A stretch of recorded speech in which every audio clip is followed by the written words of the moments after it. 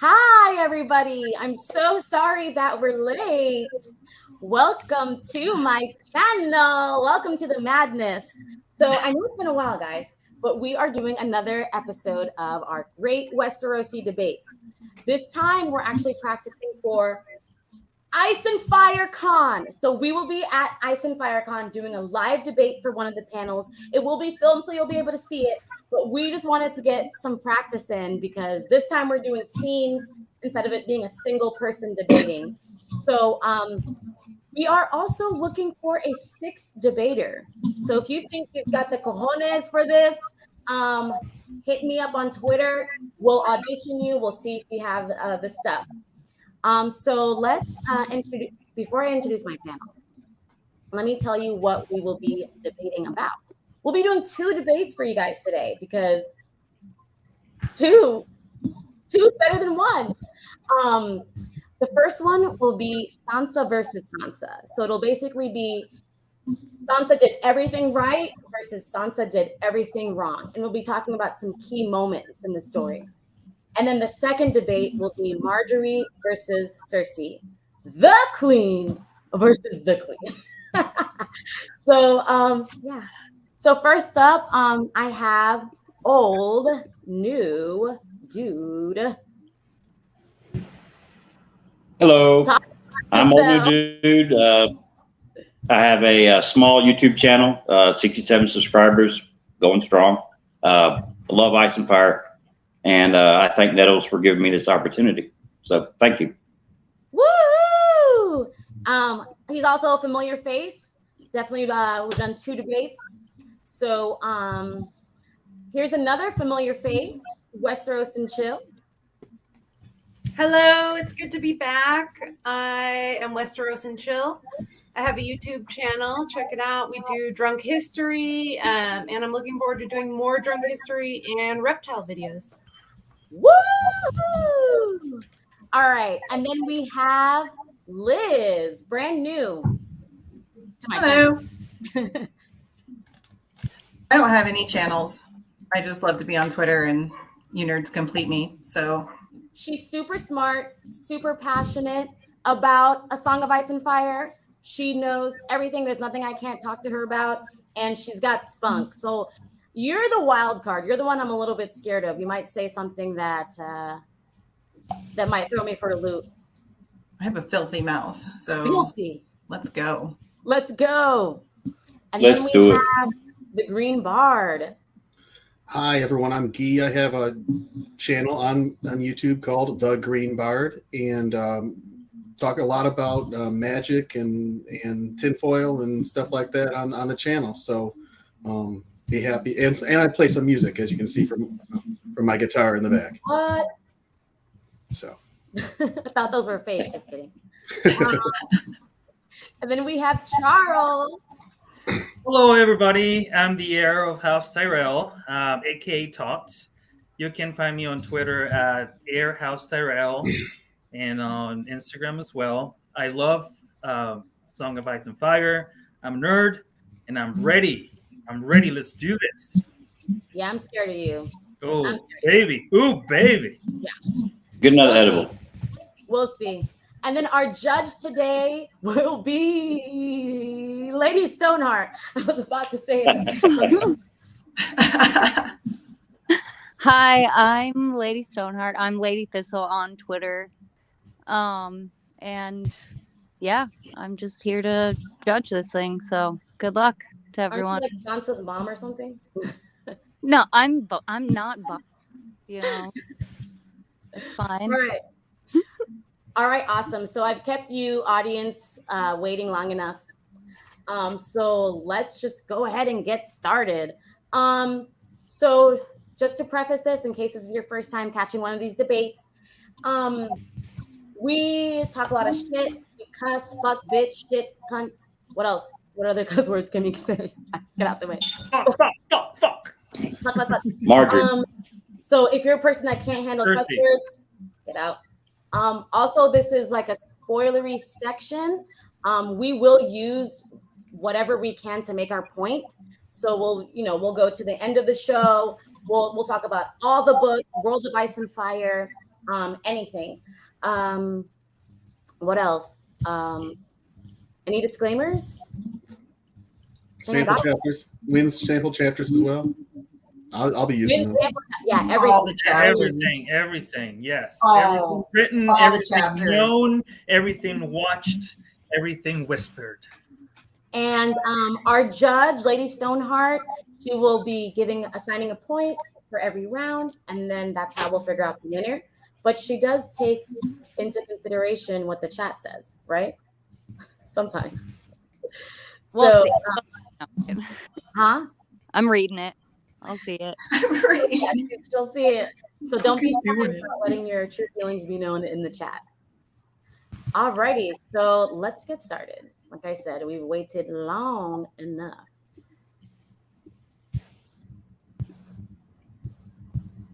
All right. It's in this order. Cool. This is how we had it. So as you could see, the top line. So we're going to be starting with Sansa versus Sansa. So the top line, we are team fuck Sansa. Fuck Sansa. She did everything wrong. Okay. And then, so that's me, old new dude. Now the team on the second row is team Go Sansa. You are you did nothing wrong. You did everything right. The North She pops up remembers. anime styling giggles. So we have the heir, we have the bard, and we have Liz Yes. on that team. So, yay, Carl Snow. He's here. Okay, cool. He says everyone smash like and subscribe. So he said it. So do it. Let's get this started. Lady Stoneheart, do your worst. Let's go. Okay, we're doing Cersei versus Cersei versus Margaery. Sansa versus Oh, Sansa. we're doing Sansa first. Yeah. Oh, okay. We flipped a coin before we started, and the coin decided that it was Sansa. Okay. Kawaii Sansa Chan Desu. What language is that? Kawaii. Oh, because you did the cute thing. Okay. Sansa Chan Desu. Okay. Okay, so this is Sansa right or is Sansa wrong? And the question is regarding her decision to not tell the truth of what happened with Joffrey and Arya and Nymeria at the King's Road, on the King's Road. So, Nettles, you have 1 minute. Okie dokie. So here we go. All right. So Sansa did everything wrong with this. There's like 12 every step. Like I think she even woke up on the wrong side of the bed. I don't think she brushed her hair that well that day. That day was the day that made Sansa, that solidified everything that happens to Sansa is because of this day. Number one, she's going on a stroll with Joffrey, and she has these thoughts of like, oh, I shouldn't be drinking. Oh, I shouldn't be doing this. And she overrides them for a boy. Okay. That's the first thing she did wrong. The second thing is when is Arya with the sword, he was only thinking about Joffrey. Like Joffrey pulls a sword on your little sister, and the only thing that you're thinking about is my prince, my prince, my prince. You're a bad person. And then, of course, when she was called, she lied. And don't tell me that she's a little kid, because Arya is younger than her, and Arya did not lie. So Sansa did everything wrong. And that was my time. Okay. So, Charles, for the other side. There. So I am Sansa. Well, it's a little girl. She is 11 years old. She's been living in a dream world, in a place that she was pretty much overprotected by her family. She had all this like lore and hopes and like it's like kids like knowing about Santa Claus and having hope and also she was bred that way by her mom. Her words are family, duty, honor. I mean, Sansa was trying to do her best. She's betrothed to Joffrey. She's in love with him. She is giving him the loyalty that he deserves because he's going to become the king. She's going to be the queen. And the thing is that she still doesn't know him. She still doesn't see who he is, and she's going through that love, that puppy love that everybody has at some time in their life. And how are you going to judge and compare her to Arya when everybody's different?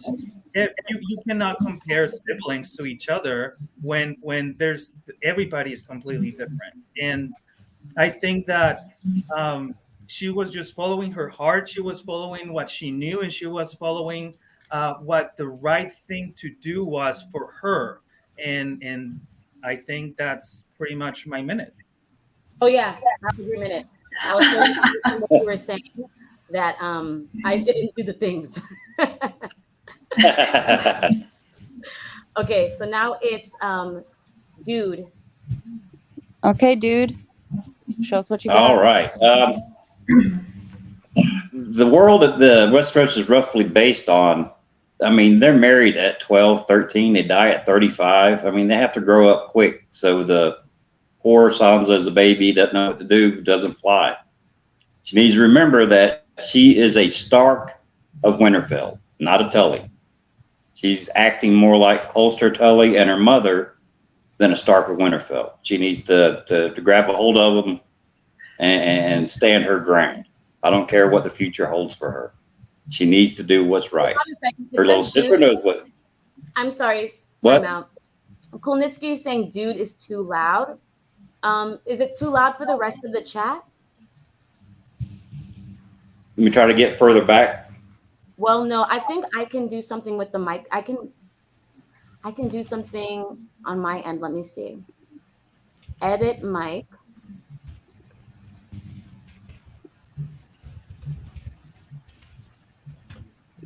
I don't know. This thing automatically adjusts.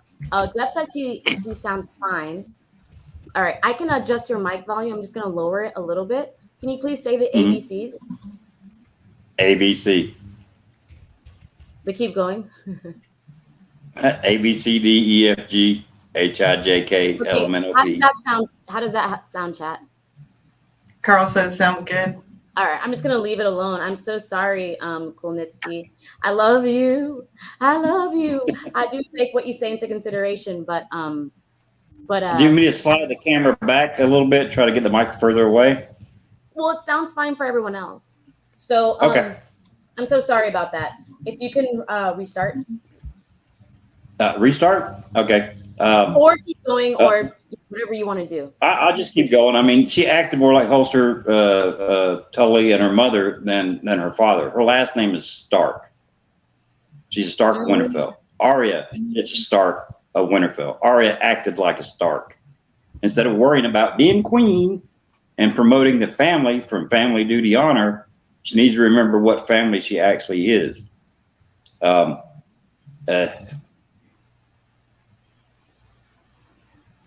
about what I got.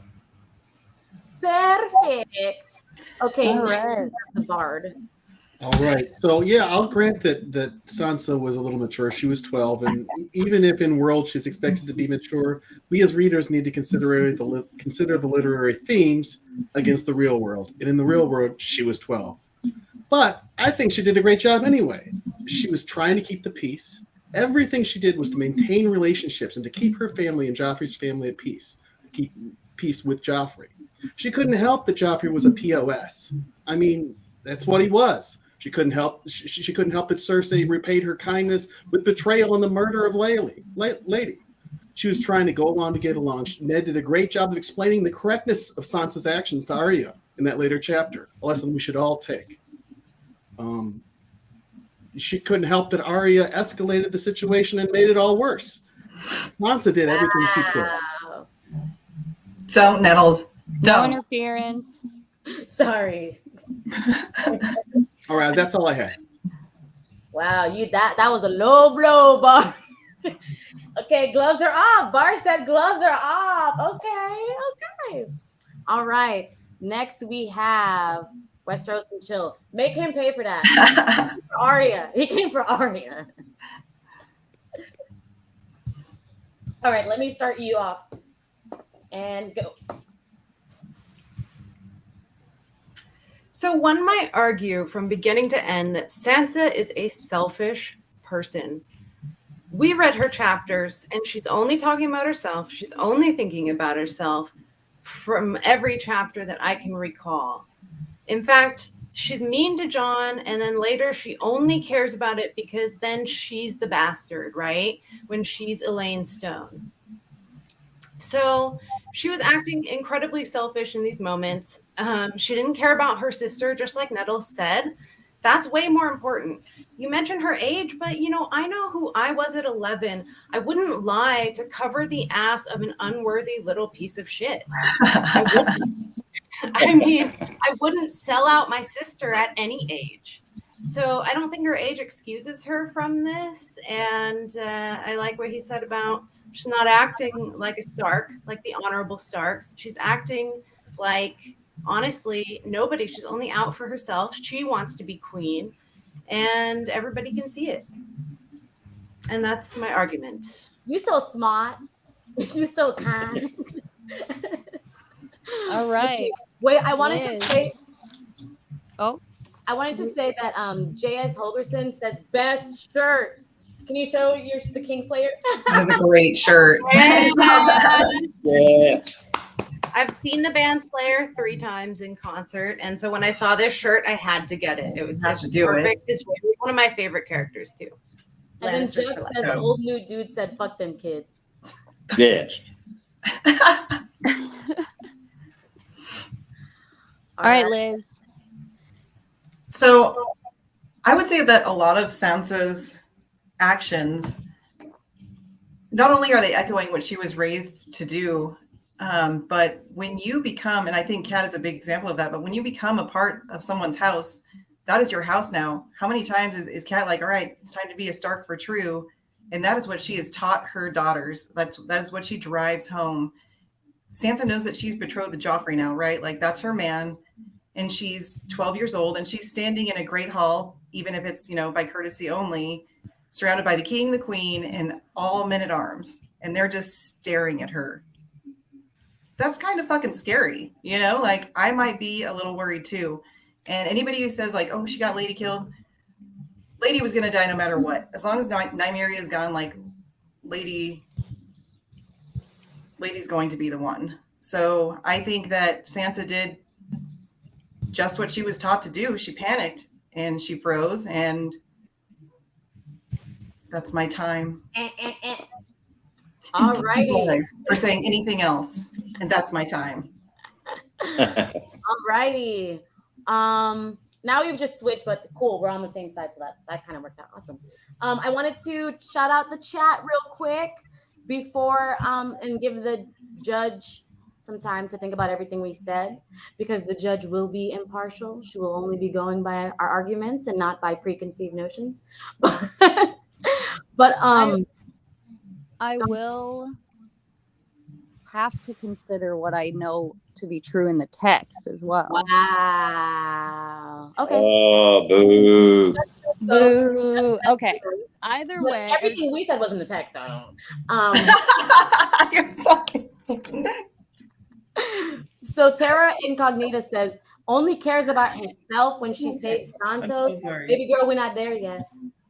Baby girl, we're at King's Road. There's no Dantos, not yet. And then, but you're right.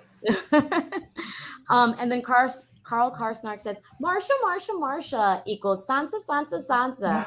I think that's true. And then Carl also says, where is Snake?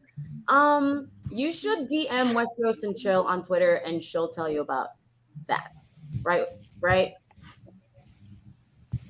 Westeros and Chill. Carl Karsnark says, "Where is Always Snake?" commenting. Yeah, I told him About herself. on Twitter, right? Unless you want to share something, but if not, just DM you. Yeah. Yeah, okay. We got secrets up in here, so DM her. Secrets? And then he also says, I see a checky lion in the background. I know he's talking about Liz. That checky lion in the background. Oh, yeah. That was a gift my friend gave me. The lion used to light up. It used 10 to years light ago. up like lights?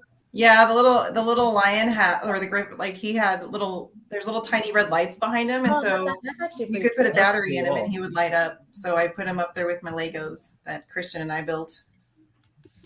Cool. So Terra Incognita says only cares about herself when she leads the women in prayer. Oh, girl, we at the King's Road, girl. We at the King's Road. We're not there yet. Don't go ahead. Tall. Why you gotta try to start shit? Does anyone know what tall poppy syndrome is? Yes. Anybody know what? What is that? A what? It's said tall poppy it's syndrome. the consequences of growing too tall. You become the first flower to be picked. I'm pretty sure, if I'm remembering correctly. So basically, Terra Incognita is a Sansa simp. No, just kidding. Cool. Well, what's wrong with that? There's nothing wrong. Exactly. I'm glad you're here, Terra. Keep your boot on our necks. Keep typing. Okay. Are you ready for my verdict?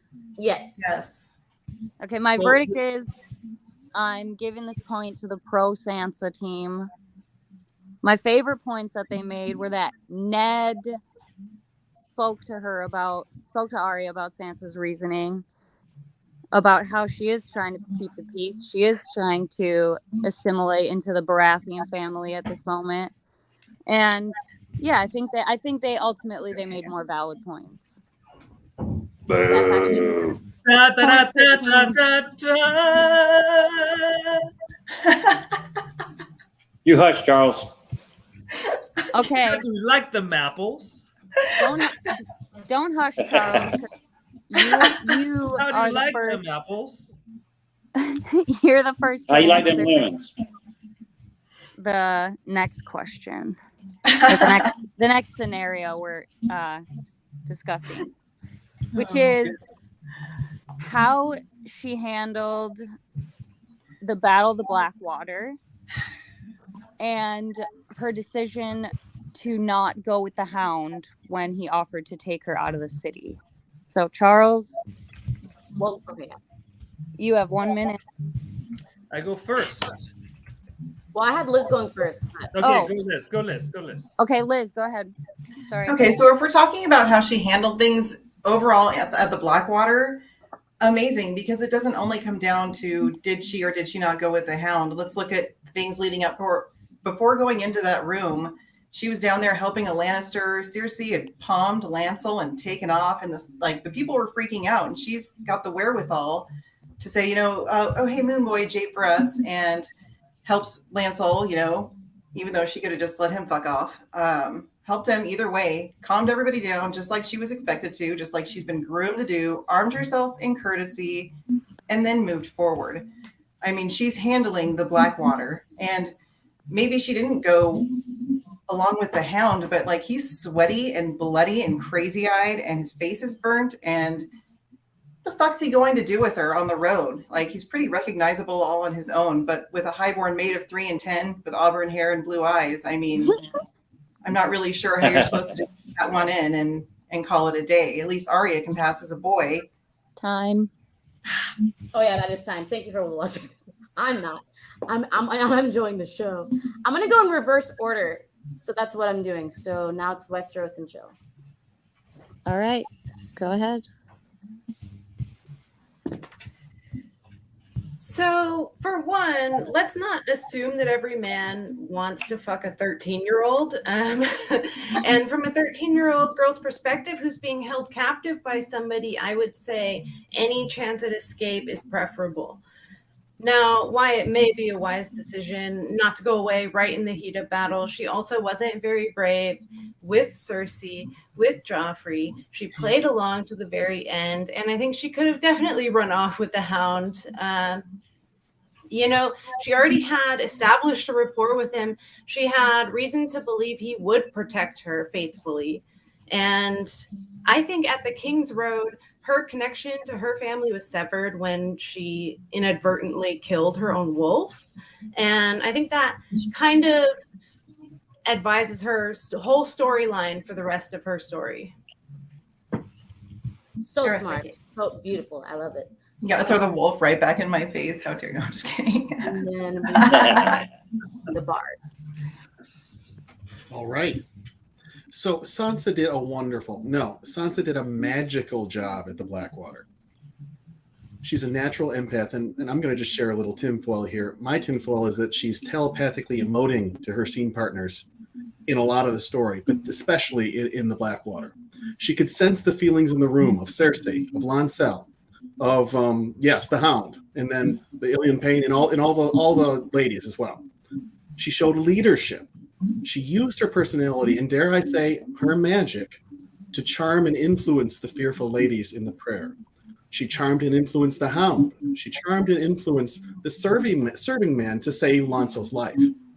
So I don't think I need to say anymore, but when we talk about the Hound specifically, she really calmed him down, but she also saw how crazy she was. So going with him, no, that was the wrong idea.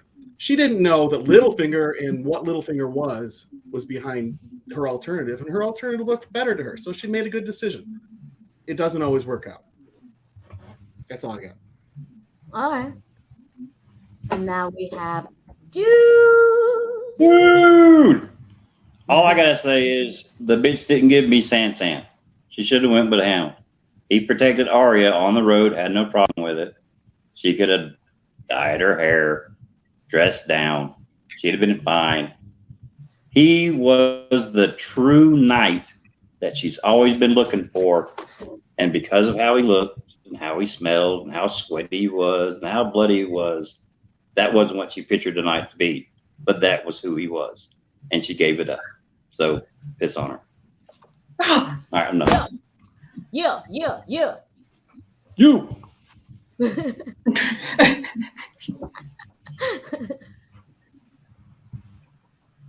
All right. Got this, Charles.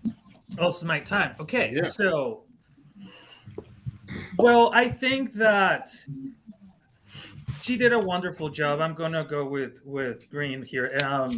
She got the stalwarts in Maegor's hold fast. She was able to calm everybody down. She sat down with Cersei. She was exactly very empathetic. She worked the whole room perfectly, even though when everybody's saying like, well, you're putting Sansa at a certain level in the one before, it's like, oh, she's a little girl. Well, yeah, this little girl was able to work the whole situation beautifully. And then when she was ignored, she went to actually feel better about her own security to her room, and then she finds the Hound there. And then how would you feel that she just finds a burn grown-ass man in her bed on the brink of an emotional breakdown? We like that. We like that over here. We like that. With crazy eyes, would you fucking Crazy eye. Time. No! You know That's you your don't time. know That's that. your time.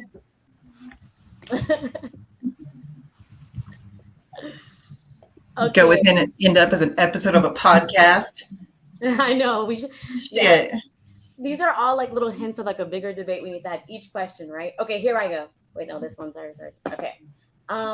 Number one. Okay, some might argue that Sansa handled the courtroom scene at the Battle of Blackwater well, and I did. make that argument. But for me, what I see that she's doing is that she's enforcing what's the rule that's like she's letting Cersei know that it's acceptable for you to act this way because I will bow to you. The daughter of a great house, the daughter who has the blood of kings will bow to you. So she's giving Cersei what she wants. She's creating a monster. Same thing with Joffrey. When she bends over to kiss that sword, she's saying, it's perfectly okay for you to be like this, Joffrey. Continue. No one will stop you. So number two, Hound. Of course, you should have went with the Hound. Come on. Like, people are saying in the chat, like, the danger you know is better than the danger you don't. And there is no Hound with danger. There is no danger with the Hound. Like, as a woman, like, the scariest thing is the unknown. When you first meet a man, like, when I used to go on dates, I would bring a knife on these dates because I just didn't know what would happen. But once you go on that date and nothing happens, You let your guard down. And that's what Sansa should have done. The Hound was in that room with her. Nothing happened. He's safe. Go, bitch, go. In that room. That's my time. You stay in that one room your whole damn lives. Bar the doors and hope for more wine? No. I don't have a rebuttal. Does anyone have a rebuttal for these people? Yes. Go, bitch, go. I do have a rebuttal. I do have a rebuttal. Get him. Okay. So I mean, come on, put yourself in her shoes. Do you think you're going to go against somebody that is fucking crazy, that knows can fucking kill you? Kill your dad in front of you, took his head off, and then you're just gonna be like, no, I'm not gonna kiss her sword. Like, she was beat up in front of everybody, got butt naked. That is not the day to fight for women's rights. Like, there's other times, but when you're supposed to kiss his sword and you're 12, you kiss that fucking sword and you move on. Like, and she said, you stay alive. Sword kisser. Sword kisser. Arya, whatever I gotta do to live. Sansa can't be compared. They're not in the same situation. They're completely different people. They're completely different ages.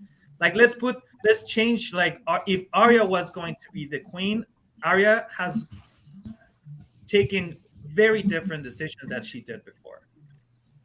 So, just putting it out there. And where is he going to find hair dye for Sansa out on the road? He's not going to think of that. He's going to be like, throw mud in your hair. Time. Exactly. You have a rebuttal. I'm good. Ooh. Yeah, I have a rebuttal. Yes. Yeah, I got you. Go ahead. Go ahead. So your argument was that if she's meant to be queen, she should act a certain way, right? Well, what about as a human being? She could sacrifice being queen. They were in the same situation. They were both in the Red Keep, at a place in a time where they were both in danger, and one of them was proactive and ran away, and the outcome was that she was loyal to her family, and she wasn't in that hostage situation. She was brave enough to begin with to be a human being instead of seeing it as, oh no, I need to be queen, and run away from a dangerous situation. Sansa did not. And so that's why she was in that situation in the first place, where she's kissing the enemy's sword. Dude, that's my argument, or my rebuttal. Yeah, all I gotta say is she went off with Sir Dantos instead of the Hound. If the situation is so batshit crazy with Joffrey and Queen Cersei, and my life is in jeopardy, I have to kiss the sword. Get the hell out of there. Just go. It's different. All right, Judge. Wait, let me see what the chat has been. Woo! Woo! Jeff says, but Get the Hound that. with Arya. Would he have been softer with Sansa? Yes. Oh yeah. I'm not going to read anymore. Judge, you say what you're going to say first, and then I'll read the chat. Fuck these bitches. The judge.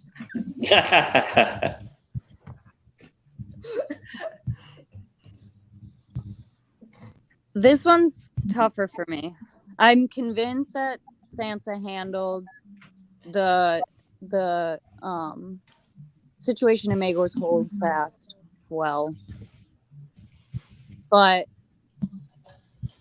as far as the Hound thing goes, don't forget, old new dude said she went off with Dantos, so she's not opposed to going off. Yeah, with you're trying to convince the jury. No, don't go there. Don't fucking go there. This whole thing is convincing the jury. No. Dantos is bigger than all of us, and that was Littlefinger, and I don't want to fucking talk about that. All right? Okay, stop it. Stop it. You fucking Casey was the second rebuttal too, so I have an issue here. So yeah, no, you can't. Okay, I'm gonna give the point to the anti-Sansa team because they kind of have me convinced that the Hound's physical appearance and the way that he is, you know, I don't know, that she's discriminating. Whatever. Like you guys said, like he's all bloody and he's all gross and dirty. You know what I mean? She benefits from that, from the fact that these men are fighting in this war, and she thinks it's Okay, fine. Anyway, giving it to that. Yay! Yay! It's okay. Hashtag It's burn alright. face. Lady Stoneheart, you're looking lovely today. Oh man, I love Shut those your mouth. stars. it's Said really nobody ever. really hard. It's really hard to to try not to take my own thoughts into consideration. You don't get to say shit Now I'm gonna because go back you're to the the chat, judge. just because there's too many funny things I have to. Wait, your boy Eyeless. Your boy That's my Eyeless son. says things are getting crazy. Dantos claimed to have a plan. That was Terra Incognita. I'm gonna stop reading your stuff now because you just kidding. Yeah, but it's Dantos though. Yeah, it's still Dantos. Told you not to say that Yeah. in front of me.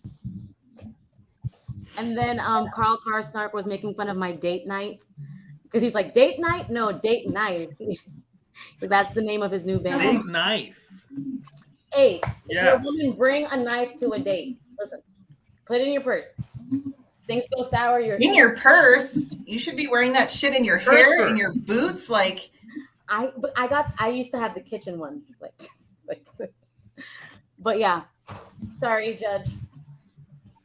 Tell us what we're doing. y'all making me cry. Okay, the third situation we're judging is a show scenario. It's the Battle of the Bastards and Sansa's decision not to tell Jon about the Vale army. Yeah. Let's fucking go. Okay, so I got to Don't go cry, first. Liz. Don't cry. Can't help it. Nettles, you're going first? All right. Yeah, we're going to do the same order from we're just reversed. Yeah. Okay, go ahead. Bring it. What a bitch. What a fucking bitch. She let all those Northmen die. Did you see the Battle of the Blackwater? Did you see the piles of dead bodies so high that Jon was sinking in a river of bodies? That could have been prevented with the Vale. Even if the Vale hadn't shown up, if Sansa said there's hope of the Vale. Littlefinger told me that there might be a Vale. I don't really trust them, but they might show up. That changes everything. Jon says, oh, okay, then maybe we might do a siege. We have enough men. Or maybe we'll go into battle, but we'll do it an hour later. I don't know. Anything could have stopped all these dead bodies and the information that we needed to stop all those dead bodies. Northmen, wildlings. Y'all love y'all some wildlings. I see y'all in Twitteros defending the wildlings. Y'all love them. They died because of Sansa. I'm done now. And next we have Charles. Wait, this is not the air. Okay. Right, time. Well, it's a war. It's a battle. It's not having brunch. It's Sansa is intelligent now. Sansa was captured already she was raised by lions. She was with Littlefinger. She's learning from Littlefinger. She just doesn't trust anybody anymore. She's not a little girl that she was before. Like all the trauma she was being through, she's been getting a little bit of knowledge, a little bit of scar tissue per se. And she was sold to the Boltons. Like, she's not going to be like, hey, Jon, rescue me, please. Like, here's all the information that I have. Do everything you want. You're a man. No. She was playing the Game of Thrones. She wanted to win this battle. She wanted to do something. She talked to Jon and she was like, hey, listen to me. We have to do something different. And he was like, no, bitch, I'm not going to listen to you. And she was like, oh, okay. You're going to go that way? Time. Okay, next, going with the original order, it would have been Old Dude. There you go. Dude. That's me again. Okay. We ready? Okay. Forget that bitch. She's at the wall. She's trying to get Jon to go south. She doesn't tell him about the army then. They're rounding up men in the north. She doesn't tell Jon about the army then. Yes. They meet with Ramsay. She still doesn't tell Jon about the army then. They're planning the battle. She still doesn't tell Jon about the army then. She waits to the last minute to where most of the northern men are dead. Jon could have died. Was that her secret plan? Is she playing the game that Littlefinger has taught her? I don't know. But the bitch still didn't tell him about the army. So, bye. Next is Bard.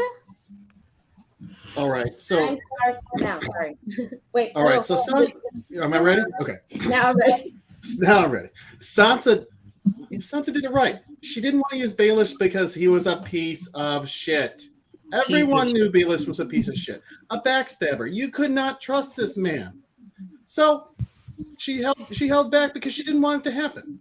Now Jon, he wasn't listening to her anyway, and he kind of proved at the beginning of the battle that he was a fool, really, for a big part of that. So, you know, she trusted herself, but because she knows some people aren't worth having. She learned that from Eddard. She learned that wisdom.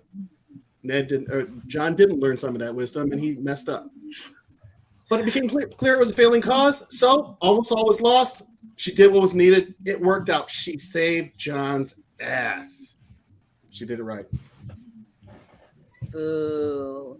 You're the little black horse, the Trojan horse, it's dark horse, the dark horse that I'm afraid of because you're dirty. You dirty. All right, Westeros. Time starts now. To a foolish person, to a selfish person, it may seem foolish to risk everything to save the life of a sibling, but I would argue that's what Jon did. Although we're not here to argue about Jon, we're here to argue about Sansa. Playing the Game of Thrones means making smart strategic choices. How is it smart again for her to keep secrets from her most trusted ally, supposedly? How is it smart of her to not trust Jon, who saved her life? I don't get any of those things. Her actions at the Battle of the Bastards were totally stupid. It did seem like she sacrificed a lot of her own people, which is typical selfish Sansa move. And that would be my argument, basically. Yeah. Good argument. Look, she's just come out of a pretty shitty situation herself, and she's learned a lot of lessons. And yeah, she did. She started learning those lessons on the King's Road, right? Like, she's learned some hard lessons. I'd say every time she gets a new man in her life, she learns a pretty valuable fucking new lesson at the expense of most everything she loves. So at this point, like, I don't trust anybody either. And I am going to play cards close to my vest. And she did the only reason Jon is alive is because she brought the Vale army in, and he was the one that was like, "Oh, I'm going to keep you safe. Come in with your fucking giddy up little lady cowboy syndrome and promise me you're going to keep me safe." Well, words are fucking wind, buddy. Like, I need to see some action, and he proved that. He didn't listen to her at all. So yeah, she took it upon herself. She got the army in. Littlefinger probably would have held them back anyways, just to be a dick and look like a hero in the end. So she did what she had to do, and she saved his ass, and Winterfell. I have a rebuttal, if it is allowed. The judge. Yep, go ahead. I just want to say that the point of making mistakes is to learn from them. And Sansa has made a lot of mistakes leading up to the Blackwater, and she seems to have not learned from any of them. She didn't learn from the mistake of not going with the Hound, which means trusting men, even if they aren't trustworthy, but learning how to use them, right?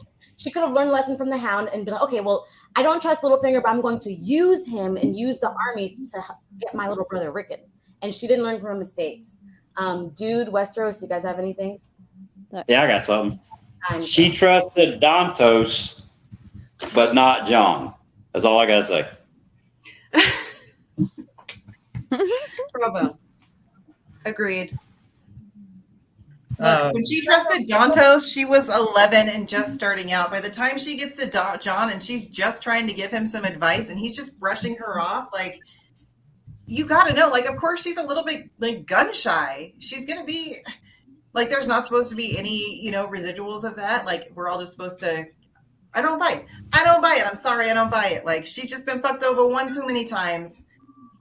Also, I have to say, like she's saying, like going back, it's a battle. Like, what do you expect? People is gonna die no matter what. Like, and you're saying like, whoa, but Jon could have died, but did he die? No, he didn't. Who won? Who won the battle? They did because of who? Because of Sansa.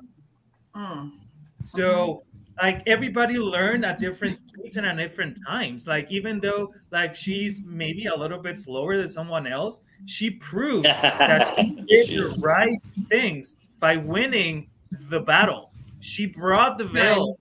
Time.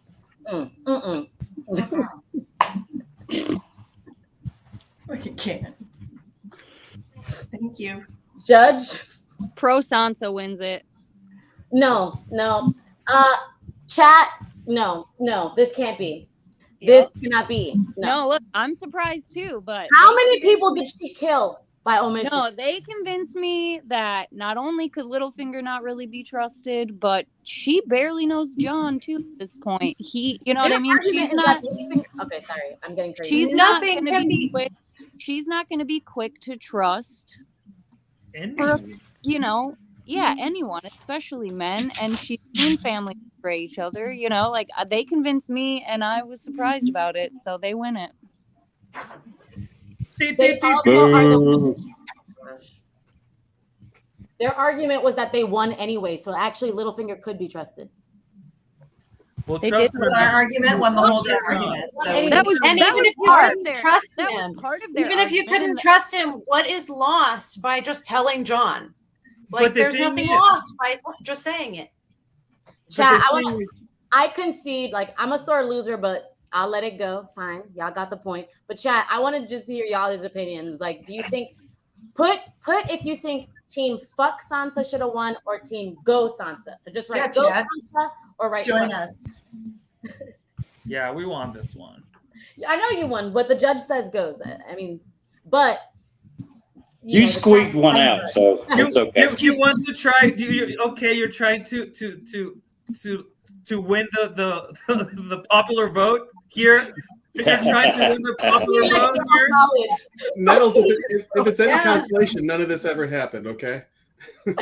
Nettles is like, we love the chat. I was like, wow.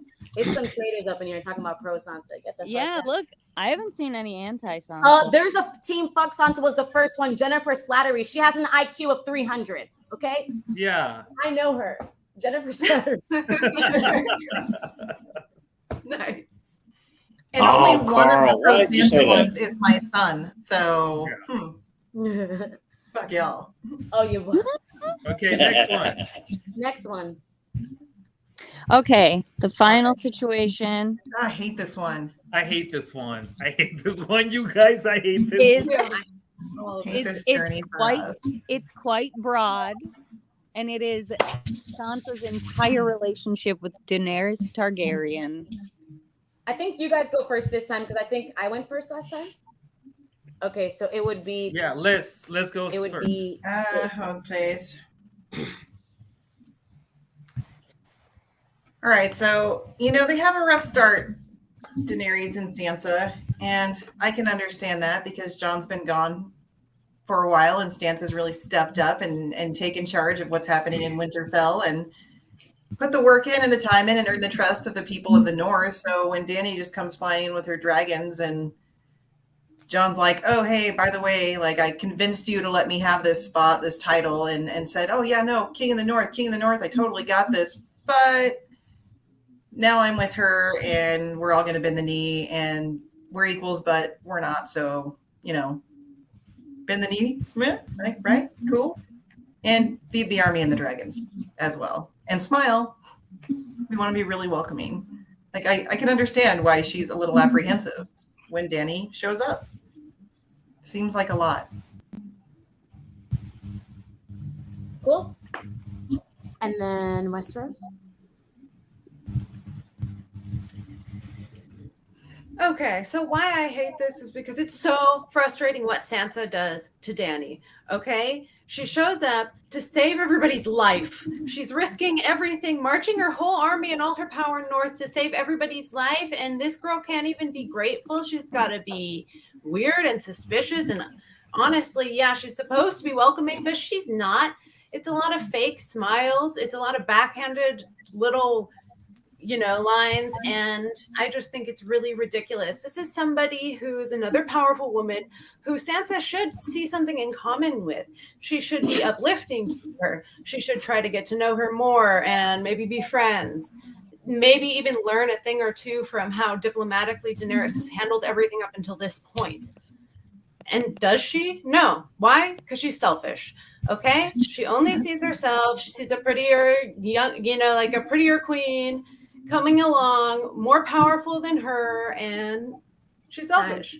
Tears her down.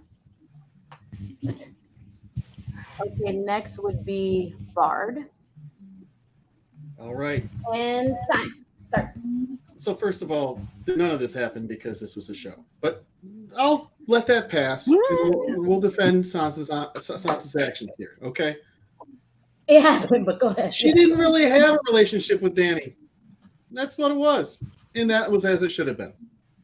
She had a relationship with her family. She was protecting her family. Everything she did was to make sure that they did the best for themselves coming out of all this. Yeah, sure, she'll accept the ally, but she doesn't have to like her. Why does she have to like her? She doesn't know her. Jon was the envoy to Dany. He did a pretty good job with that. Why does Sansa need to work with Dany? They don't like each other. Let them be alone. Sansa doesn't have to like everybody. That's my point. Okay. Stupid point, but let's go with dude. Nettles. Nettles. Yes. Hey. Squirt. We ready? I've been with water, everybody. All right.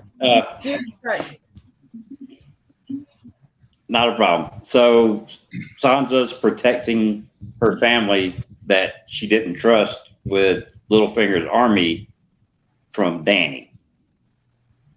The whole North and the Knights of the Vale bent the knee to Jon Snow, King of the North. What does he do? He bends the knee to the rightful Queen of Westeros. Yes. 300 years ago, a Stark bent the knee to House Targaryen in perpetuity. You have to look it up. So it is what it is. I don't care if you like her or not, but you can't go against her. We've already been through that. There's already been a war. Jon says, this is your queen. The girl loves your brother. If you play your cards right, he's the king of Westeros. He's the person that you're going to bend the knee to. He's the person that you're going to have to deal with. But no, you want to cause problems. And then there's problems. So, bye. That's it. The air. Time starts now. Okay, so at this point, Sansa has been taking care of the whole North for a while. When Jon just decided to gallivant somewhere, and they had a conversation. Jon was like, you are in charge of the North. We're equals. I love you. You're my sister, whatever. And Jon gets the fuck off somewhere, meets this girl, and then he bends the knee to her. Where did he leave Sansa? Why, well, like, if he believes her in so much, and like it's so important to him that she's there, like why is he ignoring her and not asking her about any of this? He brings this army to the North when they don't know what's going to happen. They've never seen dragons before. Like everything is like scared at the same time, like concerned and worried and not knowing what the fuck is going on. And do you think Sansa's gonna be like, oh yes, my queen, come here, do you want me to rub your feet? There's anything I can, do you want to drink? Like, no, like there's Time. Okay. But you can finish your last sentence. No, what were you gonna say? well, the thing is just like how are you going to find a stranger in your home and then just tell her, oh, this is not my home anymore, it's yours? Okay. Not bad of a little thingy, I guess. All right. I got a rebuttal. What? Okay, but let me say my Of course you do. Oh, never mind. Good. I'm So ready. once again, same things. Just no. Sansa is not learning from her lessons. She said herself that, I learned from Cersei. Well, what is the main thing that the Lannisters do is they're allies. That's how they've gotten to where they are because according to the show, they have no gold. So the main lesson Tywin was teaching his kids is your allies. Even Cersei, who fucking hates Margaery, lets him marry her baby Tommen because she knows the importance of allies. So Sansa, once again, even at the end, you still have not learned what you're supposed to learn, which is the importance of allies. So I get why Sansa doesn't like men or is fearful of men. But why is she afraid of women? Bitch, you afraid of men and you're afraid of women? What is pretty Daenerys gonna do to you other than save your fucking life with her dragons, bitch?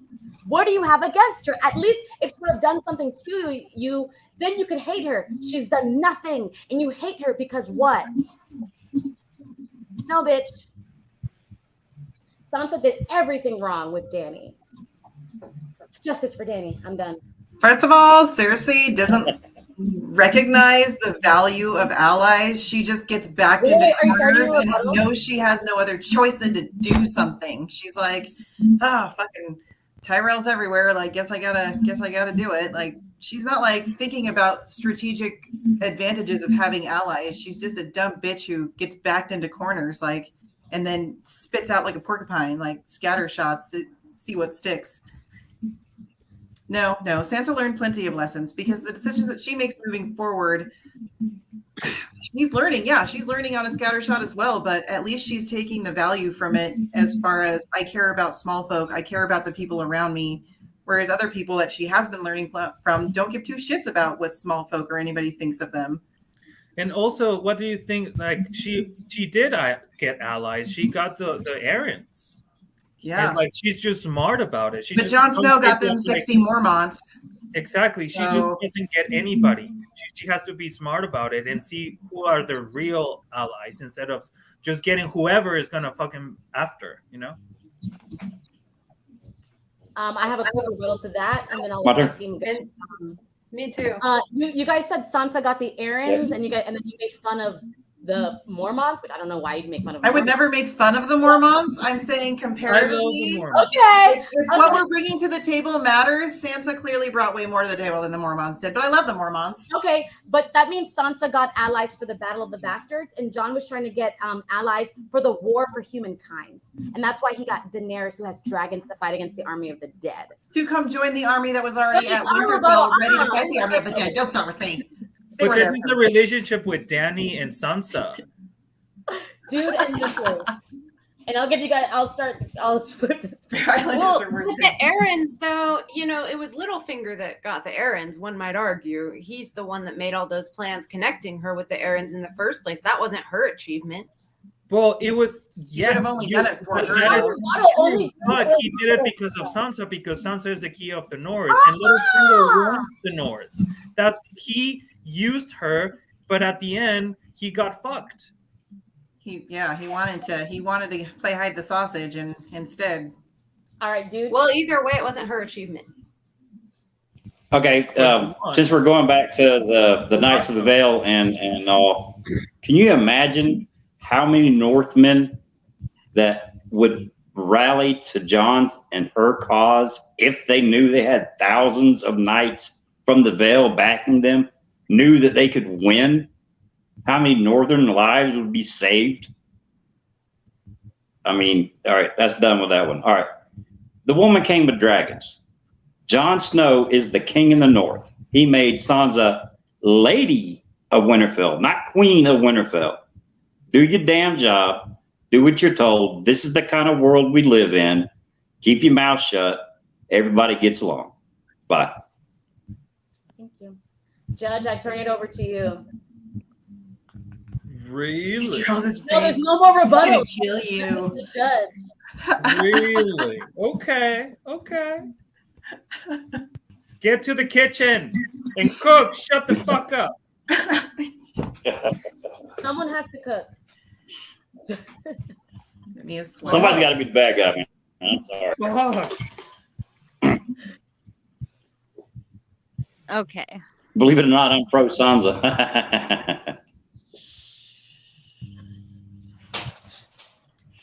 That's all.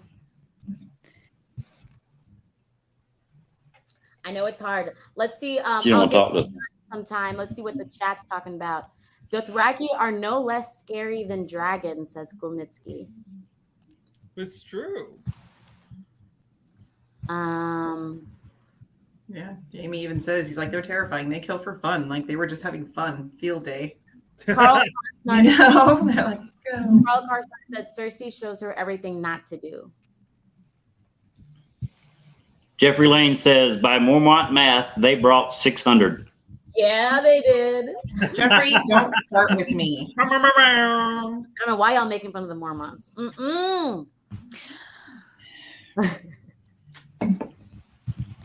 Okay, you're not gonna like this, but I'm giving this to the pro Sansa team.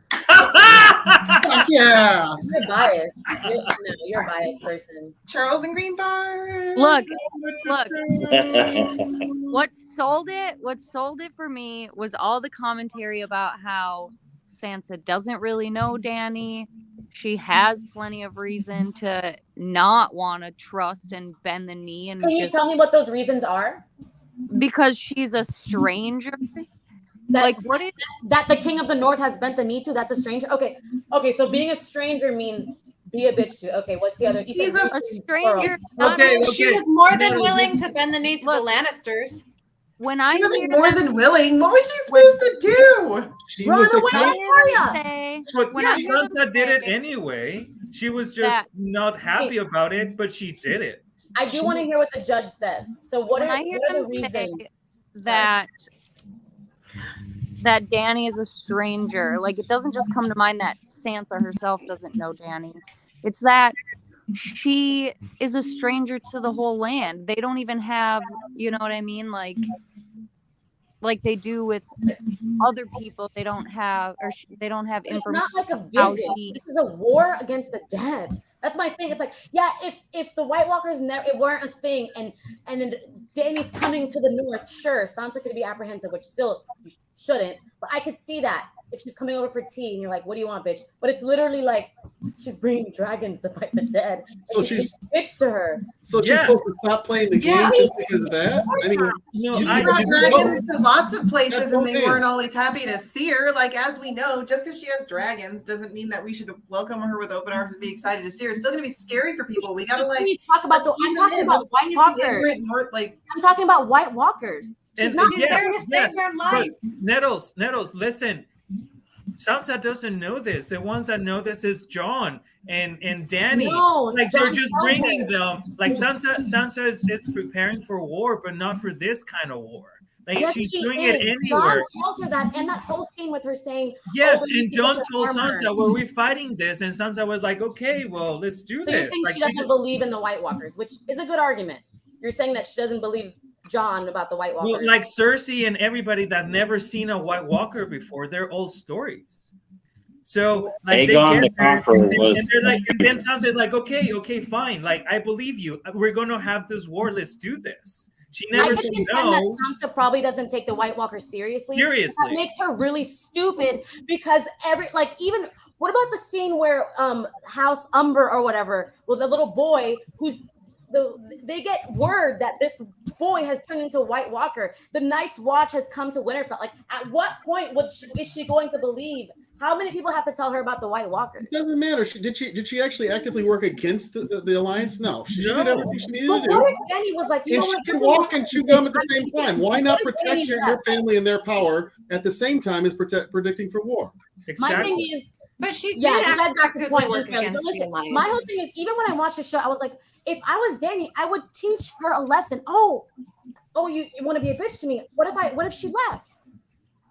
What if Dany and her 3 dragons left and her But she army? was not gonna leave Then because of she would be Jon. a bad person. No, she would objectively be be a bad person. for pushing her away for no reason. Danny says you're beautiful. If Dany can't handle a little bit of ego crush because this like wafy redhead is giving her some side eye, like you can't be a queen then. Fuck off. Yeah. You can take it. Obviously, Danny's not me. She fucking No, I know, but I'm saying if Dany walks away because she's pissed that Sansa didn't give her a warm welcome, like, damn. Dany has a fucking sword. Y'all some crazy No. bitches. No, if somebody don't like that we won. if somebody refused to save the entire realm because some other person was rude to them, then they have more problems than being rude to But somebody. Sansa Like, doesn't have problems for starting that. And Dany didn't do it. I'm saying that's what I would have done because I am your regular Joe. The fact that Dany stayed means that she's top tier, baby. Disrespect me, bitch. Oh, I would have roasted her. I wouldn't have left. Actually, I would have roasted her. Let's make your whole body match your hair. But even you admit you wouldn't have left, proving our point. yeah, honestly, which is even Thank you. The person who really won that question and ultimately kept it from going into a tie was the Green Bard, when he said that Thank you. why does Sansa have to like Dany? Why does everybody expect her to be nice and cordial, etc., to this stranger whose family, has done atrocious things in the past? Before Sansa was born. Okay. The North remembers. The North fucking remembers. Yeah, they didn't even remember 300 years ago when a stranger named Aegon Targaryen came. Times were different. They Okay. also burned Sansa's Sansa's grandfather. In the need of a Mad King. It's like same thing. I don't want to do it. Well, I'm is this the sorry. Mad King or is this like a little girl? A little, because I'm confused. Y'all are talking about. Anyways, We're talking about Targaryens and Starks. Yeah, Targaryens and Starks. that- Yeah, but it was the Boltons that took the North. everything your dad did, not then you have to Targaryens. be accountable for it. That's crazy to me. So you are your dad, no matter what. Okay, we're all our dads. Well, going back to Sansa at the beginning is like, well, she's a Stark. Is like, well, Ned didn't raise her. Ned was busy ruling. Okay, Judge. Okay, can I? What? I said, Judge, I hate you. Can I add something, by the way? Because the one about the Hound, I was very disappointed that nobody mentioned that earlier that night, like 5 minutes before this. He put a sword to her throat, you guys. Yes. What, Well, that doesn't make my point. Yeah, exactly. Why would I bring it? Why do we let foreplay out of these things? Like, I know. You know what, Thistle, I was also going to mention that he told Arya he should have fucked her bloody, too. I wanted to get that in the rebuttal. That doesn't count. Oh. Well, we're talking about the show, too. What are you talking about? The show doesn't count, and now you're going to use it. Okay. Okay, Bart. Locker room talk. Locker room talk. That's all that was. You made the questions. I know, but everyone else was like just answering it. But Bart specifically said, something about the show. So that's was that only in the show? Surprising. I don't know if he said I think that was in the book. It might have been. Yeah, I think it was in the book too. But, I think it was, yeah. But I think he is trying to scare her half to death. Not that that's the right thing to do, but I don't think he seriously means that he wished he would have raped Sansa. I agree. He would. I mean, am I now? Yeah, I'm not at all against Sandor, but in this debate, that is a point in our favor that I would have used, but I ran out of time. Actually, I think I was on mute. Maybe. What's done is done. So what is it? One versus. We're gonna mute you whenever possible, there, Bard. It's the pro Sansa team 3-1. Wait, sorry, Judge. Can you say that again? I said the pro Sansa team wins 3-1. You were saying Nettles what? Sorry, Nettles. I thought I heard you talking a lot of shit leading up to this day. So. Excuse me, what? No, our arguments were sound, baby. It's the judge. No. Hey, don't piss her off yet. We ain't done. I want a recount. So is that how you lobby for better judging I'm more in your favor? I'm not saying. I'm just saying. Hey, look. When I judged for her, she gave me shit on every question. This is real. I lost, so I'm gonna say it was rigged vibes. Like whatever. Next debate. So, if anyone's tuning in for the first time, which probably not. But yeah, it's all jokes. It's all love. We're all friends. I like to keep it spicy to entertain you guys. This is all for you. It's all for you guys. But yeah, it's all good vibes. But we're just shit talkers, and we're so knowledgeable about the books and show that like it's hard, right? It's hard. So Crazy. back to shit talking.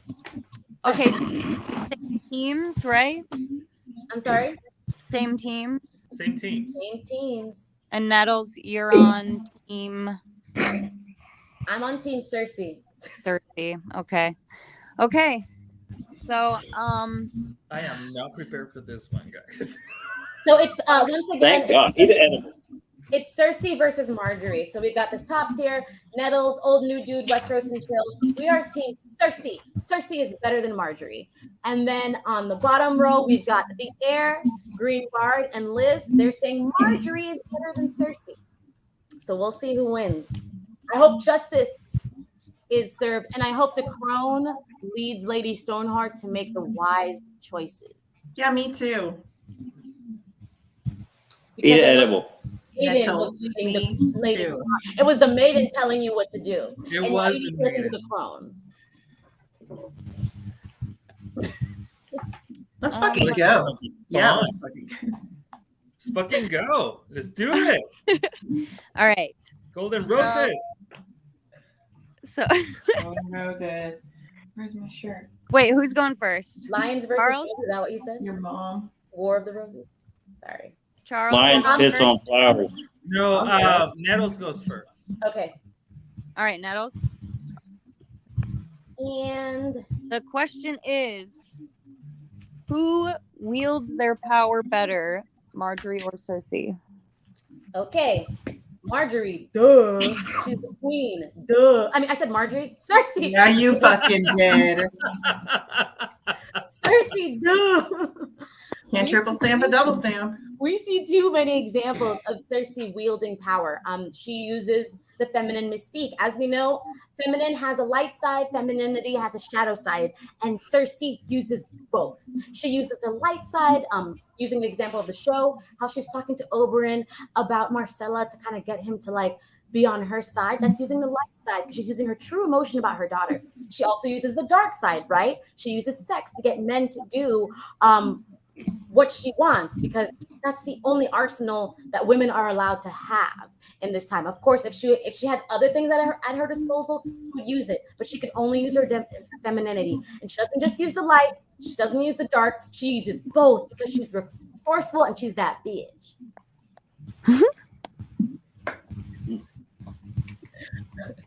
Okay.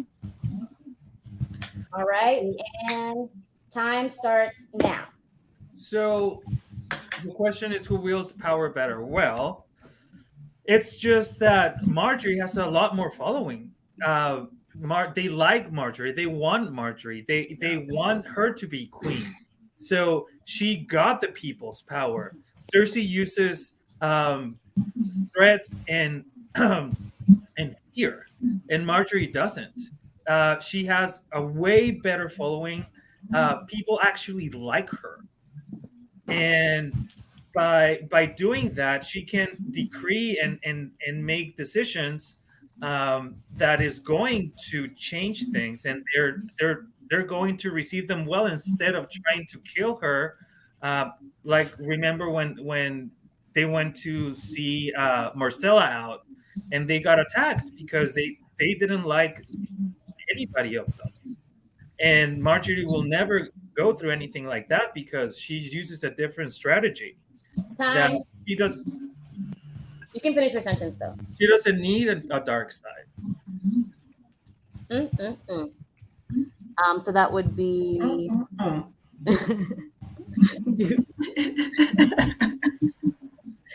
Okay. Time starts now. Power resides where men believe it resides. And Cersei is the most powerful woman in Westeros, hands down. She's been doing it for 14 years. She put up with Robert for 14 years. It doesn't matter on this question on how you wield power as far as bribing people with food in King's Landing. That's just King's Landing. That's not the rest of Westeros, or where you use fear. It's how you wield the power. Do it however you want. Cersei's been doing it far longer. Margaery, she might control what kind of pony her daddy buys her, having just now been given some kind of power. She's a teeny bopper. She doesn't know any better. She doesn't know how to wield power. All she can know how to do is flirt. All right, that's not going to get her as far as wielding true power. So smart, so lovely. Okay, so that would be Bard now. All right, this question Here we is go. Sorry. Yeah. Huh? Oh. This question is about wielding power, not having power. Sure, Cersei was lucky to have power, but wielding it, she was okay in Game of Thrones. Got worse as the story went on. Clash of Kings said that we already talked about the Blackwater, terrible. But she couldn't wield power well. She was a mess. Margaery, on the other hand, knows where she can influence, knows where she can use charm, and has other subtle ways to wield power. She also, I like the point earlier, makes great use of her supporting cast. Whereas here's my contrast to the most important point. Margaery makes great allies. Cersei can't discern allies from foes. And it's a poor lesson she learned from Tywin. Alienating many of them, repelling, or even outright killing them, like Felice Storkworth. She was a mess. You have some more time? I'm done. Okay. I don't think I have to say anything else. Okay. So now we got the lovely Westerosi Chill, best dressed. Time starts now. So Margaery might have charm, but that at the end of the day is her only weapon. If you don't have a dark side, you can't understand the darkness, and every ruler needs to understand the darkness, and that's why the Iron Throne is made out of swords. You should never sit comfortably. Margaery sits way too comfortably. She's nice with everyone, and it got her locked up in a dungeon. At the end of the day, Cersei handles her enemies. She annihilated everyone, and she climbed the steps to be the first official queen of the Seven Kingdoms. I'm sorry, Rhaenyra. Is that? Oh, so Cersei also is forward thinking. She's not afraid to use other talents such as Qyburn. You know, he's scientific, so that might make her the most forward thinking ruler because she's willing to go beyond what just the church says. And that might have even combated the White Walkers if everybody wasn't so busy fighting her. So that would be my argument. Time. Sorry, I was saying damn, not time. But I know it probably sounded like Okay. that was a good one. So now we have Liz. Go, Liz. You go, Liz. Okay. First of all, it is about wielding power, and she does have more tools at her disposal because Cersei always says, like, oh, I don't give a fuck about the small folk. They have no power. They have all the power. They make up your armies. Like, you should be more concerned about them. She is not. I mean, we see Cersei wield power, and we see in like Tyrion chapters how she's so, she can't look at a bigger picture. She looks at like a little bit of revenge and she's like, oh yeah, I'm going to get all this revenge. Meanwhile, all this shit's happening around her and she doesn't see it. She doesn't know how to control the men in the narrative. Margaery can control the man she's with, and the man is the one that has the power, and if she can steer the man, she's driving the ship, bitches. Like, you know, the man might be the head of the household, but what is the saying? The woman is the neck turns the head. She knows how to turn the head. She's got the power. She can wield it better. She has a bigger picture. She's able to see it because of her family and her grandma. Cersei's not able to see it because she's so busy wanting to have a cock and fretting, people treat me different. Like, Margaery wields it better. Who wore it best? Margaery. All right, that's time. I already have a rebuttal. Baggins doesn't agree with You you. go, girl. Hey, Baggins. Baggins is Hey, pissed. Baggins. Here's Go to my the camera. Aww. Here's my rebuttal. Distracted. Baggins told me to say this. Baggins says that Cersei, when we talk about wielding power, Cersei uses her power to get exactly what she wants. She's gotten to every little dream in her head, that little from like, oh, I want to eat poppy seeds today, to I want to kill my husband so I can have power, or I want to cuckold him, or I want to be with the most handsome man in the land. It just happens to be my brother. She gets what she wants, and that's what wielding power. So who wields power better? The person who used power to get exactly what she wants. Cersei. Teammates, you guys have a rebuttal or anything? Still got some time. I don't know how the idea of killing your husband is it's supposed their to be team, a though. good way to You know my team? Is their team. I thought that they all said no, didn't they? Back talk. No, I didn't And answer. by the way, you bring No, up hold the on. Battle of the Blackwater isn't a bad thing, but they won at the end of the day. She did trust Tyrion to get the job done, and he did. So that's a point to her as well. According to Littlefinger, knowledge is power. Cersei straightens his ass out real quick by informing him power is power. Margaery doesn't have the balls to run the kingdom. She's a puppet of her grandmother. Thank you. Yeah. Hold on. That was in the show, Casey. In the book, he says Cersei thinks she's a player, but she's actually a piece. That's what Littlefinger says, and she behaves like Yeah, one. we're She's using both manipulated. book and show. It's our time. Yeah, You're not on my team. She's a mess. She doesn't know how to wield power. She doesn't know how to use her allies. But yeah, go ahead, team. You guys, I'm sure you all have points. Well, she can buy what Daddy buys her, but Daddy has the money. Daddy is hand of the king. Her uncle is in charge of all the navy. Then they are running King's Landing. At the moment that Cersei gave her the power, they gain everything. Like you said, like she's not being she has the whole power of her family and all the knowledge to all work together. Cersei has none. No one listens to her.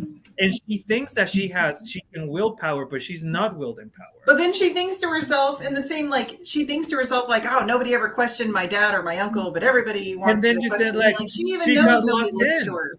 She got locked in. Cersei got fucking shamed. She knows she's a joke. Time. Toss poll. And then she killed her. Judge. Oh, let's see what the chat. We got some Baggins wins. Everyone goes home. Baggins does Baggins win. wins, yes. Tiny paws. Bah. There was something else I wanted that I think Jeff said. Let me see. She said Marjorie's playing the game so well, people completely underestimate her. Yep. Mm-hmm. Yes.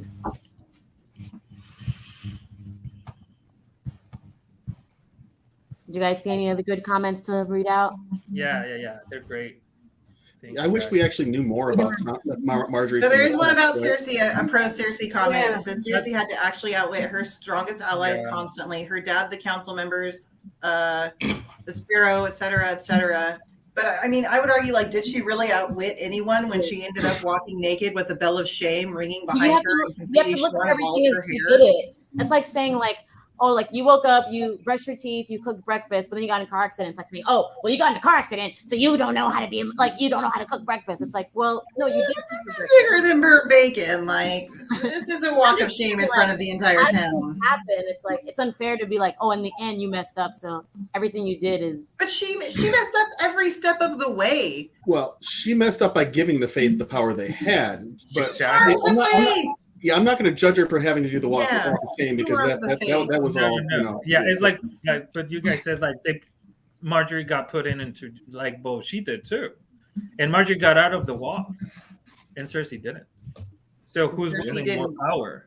Because they still want Marjorie to be able to wield the power. Nobody wants Cersei with power. She looks terrible in black. We just said. Nobody could knock her off her throne, though. 14 years, nobody could knock her off. Anyways, Stoneheart.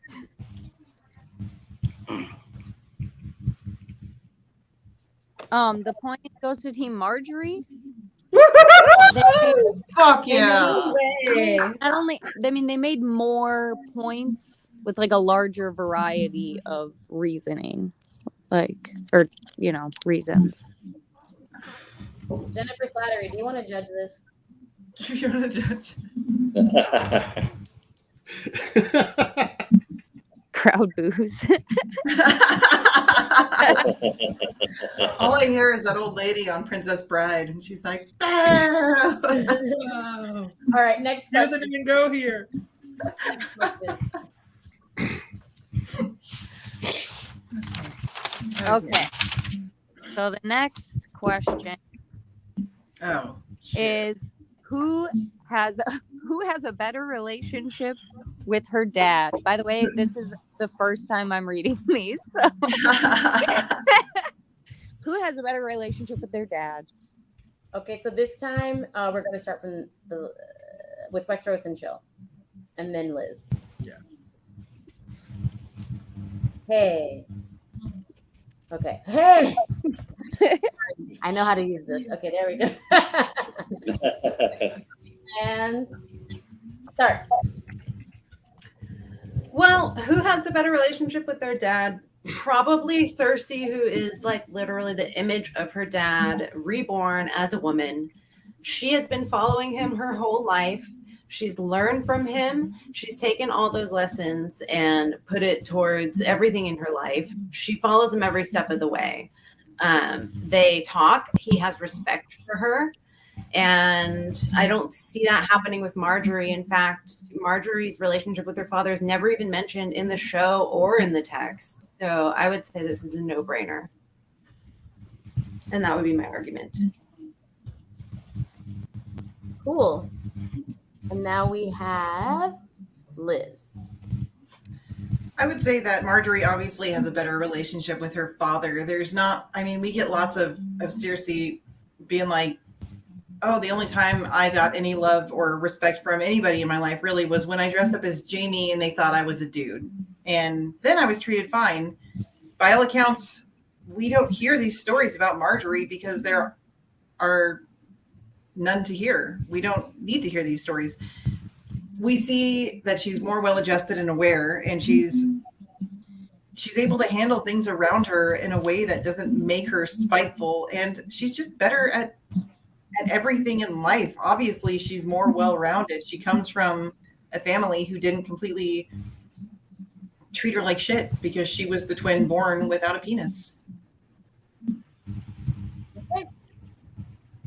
And now we have Dude, and your time starts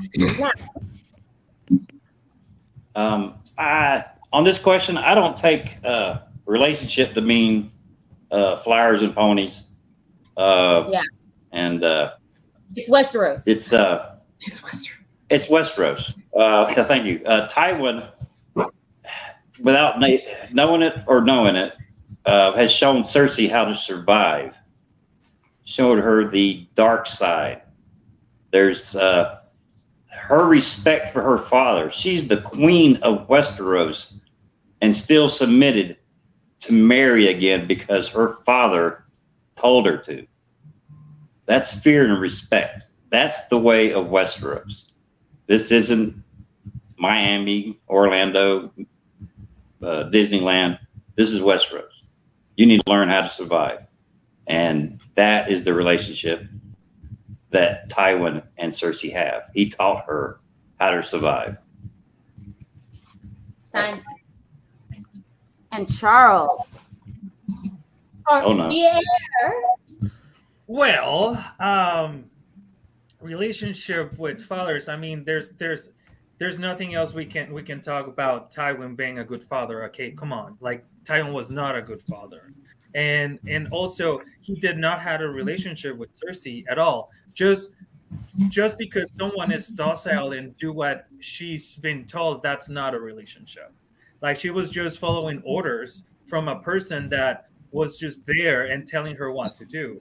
In this other case, Margaery probably had a good relationship, not just with her father, but with her mother and her brother and sister and grandmother. And they all supported her. And that's something that Cersei didn't have. So I don't think Cersei had a relationship with Tywin at all.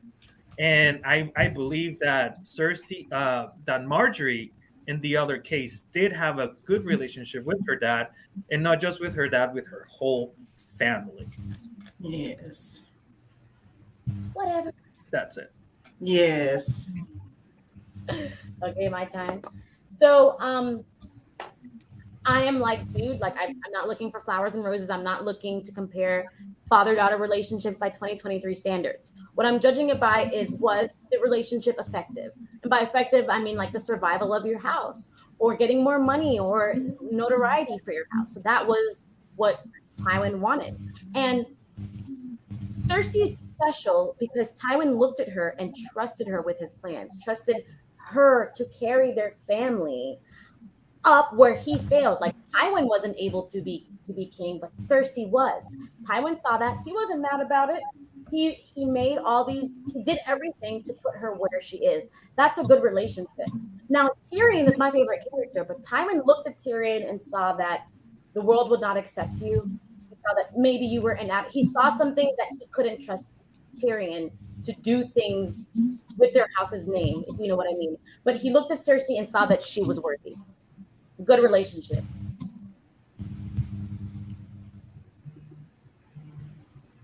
I think I'm next. Oh, I skipped you? Yeah. Yes, you did. Good job. Skipping. That's okay. We're good. Okay, No, it's good because he has all the info now. So I'll Yes, grant. skipping. Sorry. Okay, I'll grant that Cersei emulates Tywin, and that's to her credit.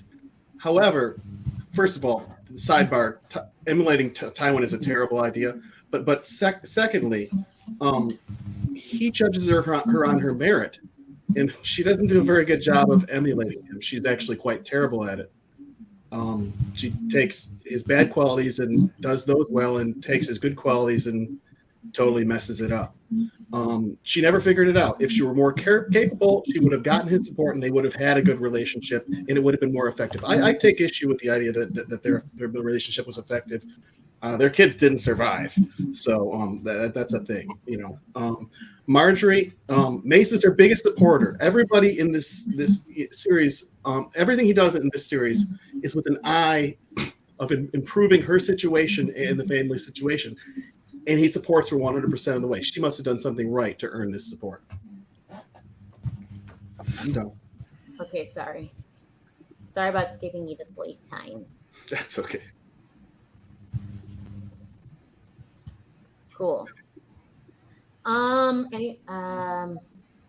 don't have a rebuttal. Did anyone on my team have a rebuttal? I'm good. I'm good. No rebuttals? Okay. Judge, what do you say? So, Team Cersei gets the point, Judge? I'm just looking through it and looking at your guys' like arguments as a whole quick. So you guys want to look at what the chat has to say while I kind of... Yeah. I want to scroll up because we missed a lot. Yeah, we this is a good one.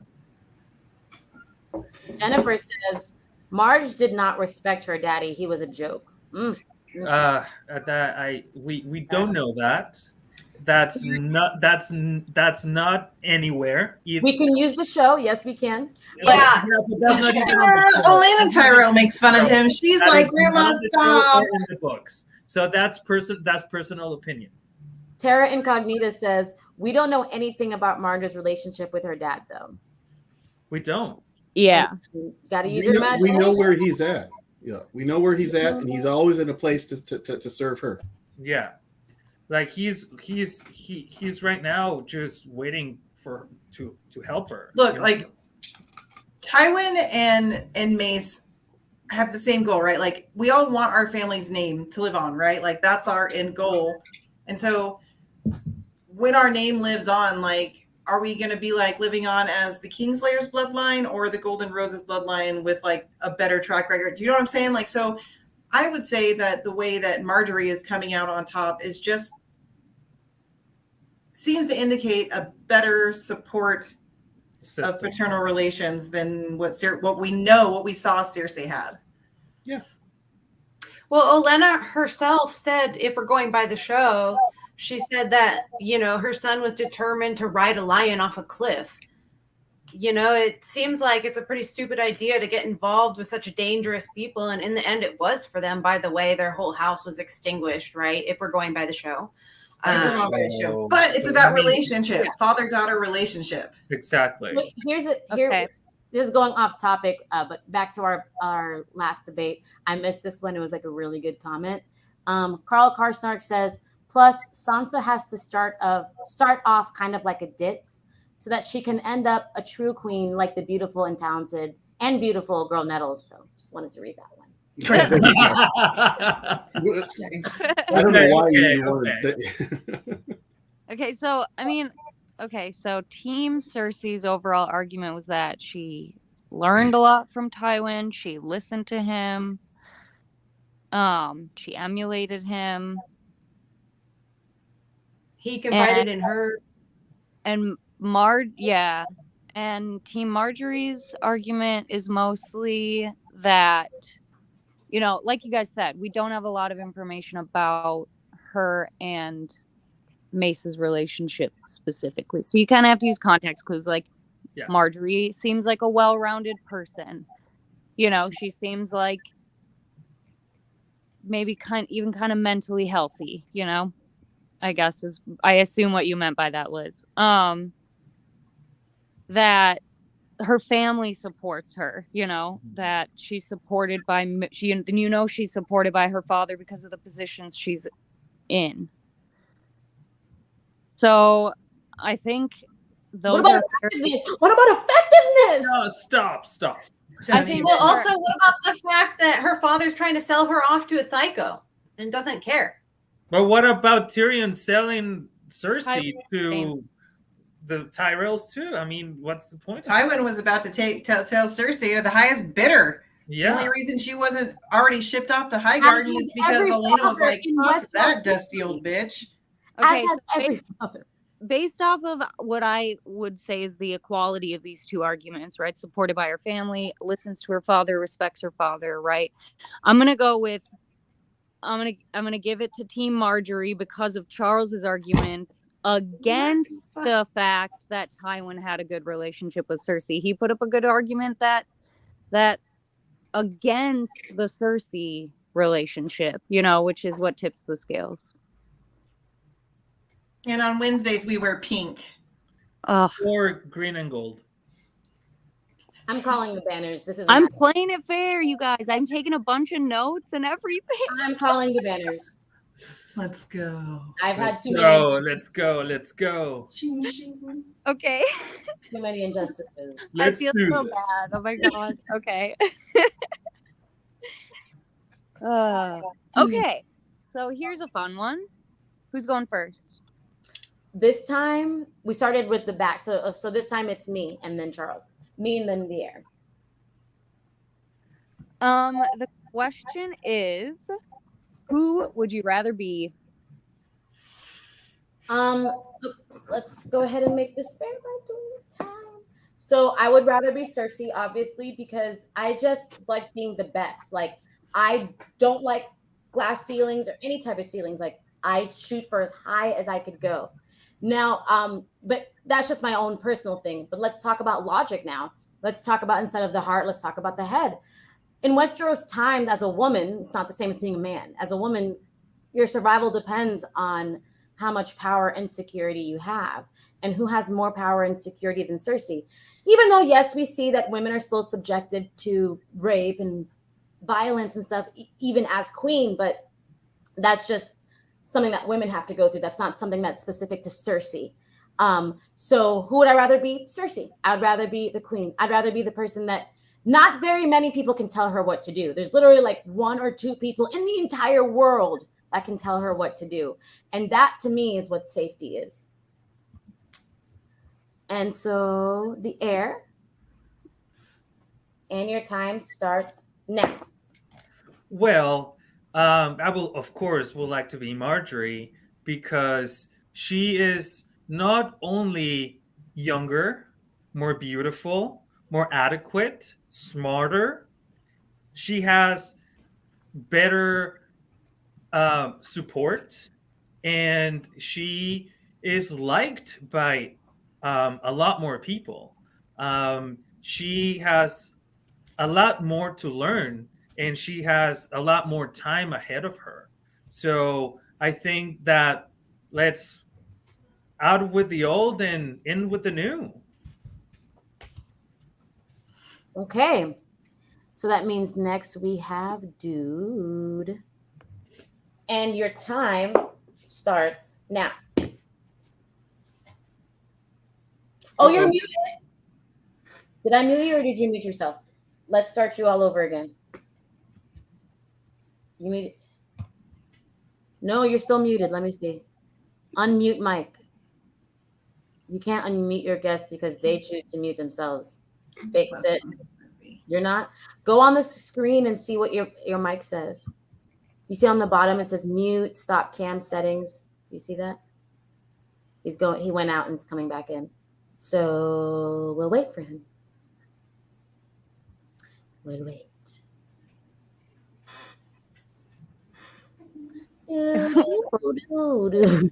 What? Okay. Should Westeros and Chill just go while we're waiting for Casey? Okay.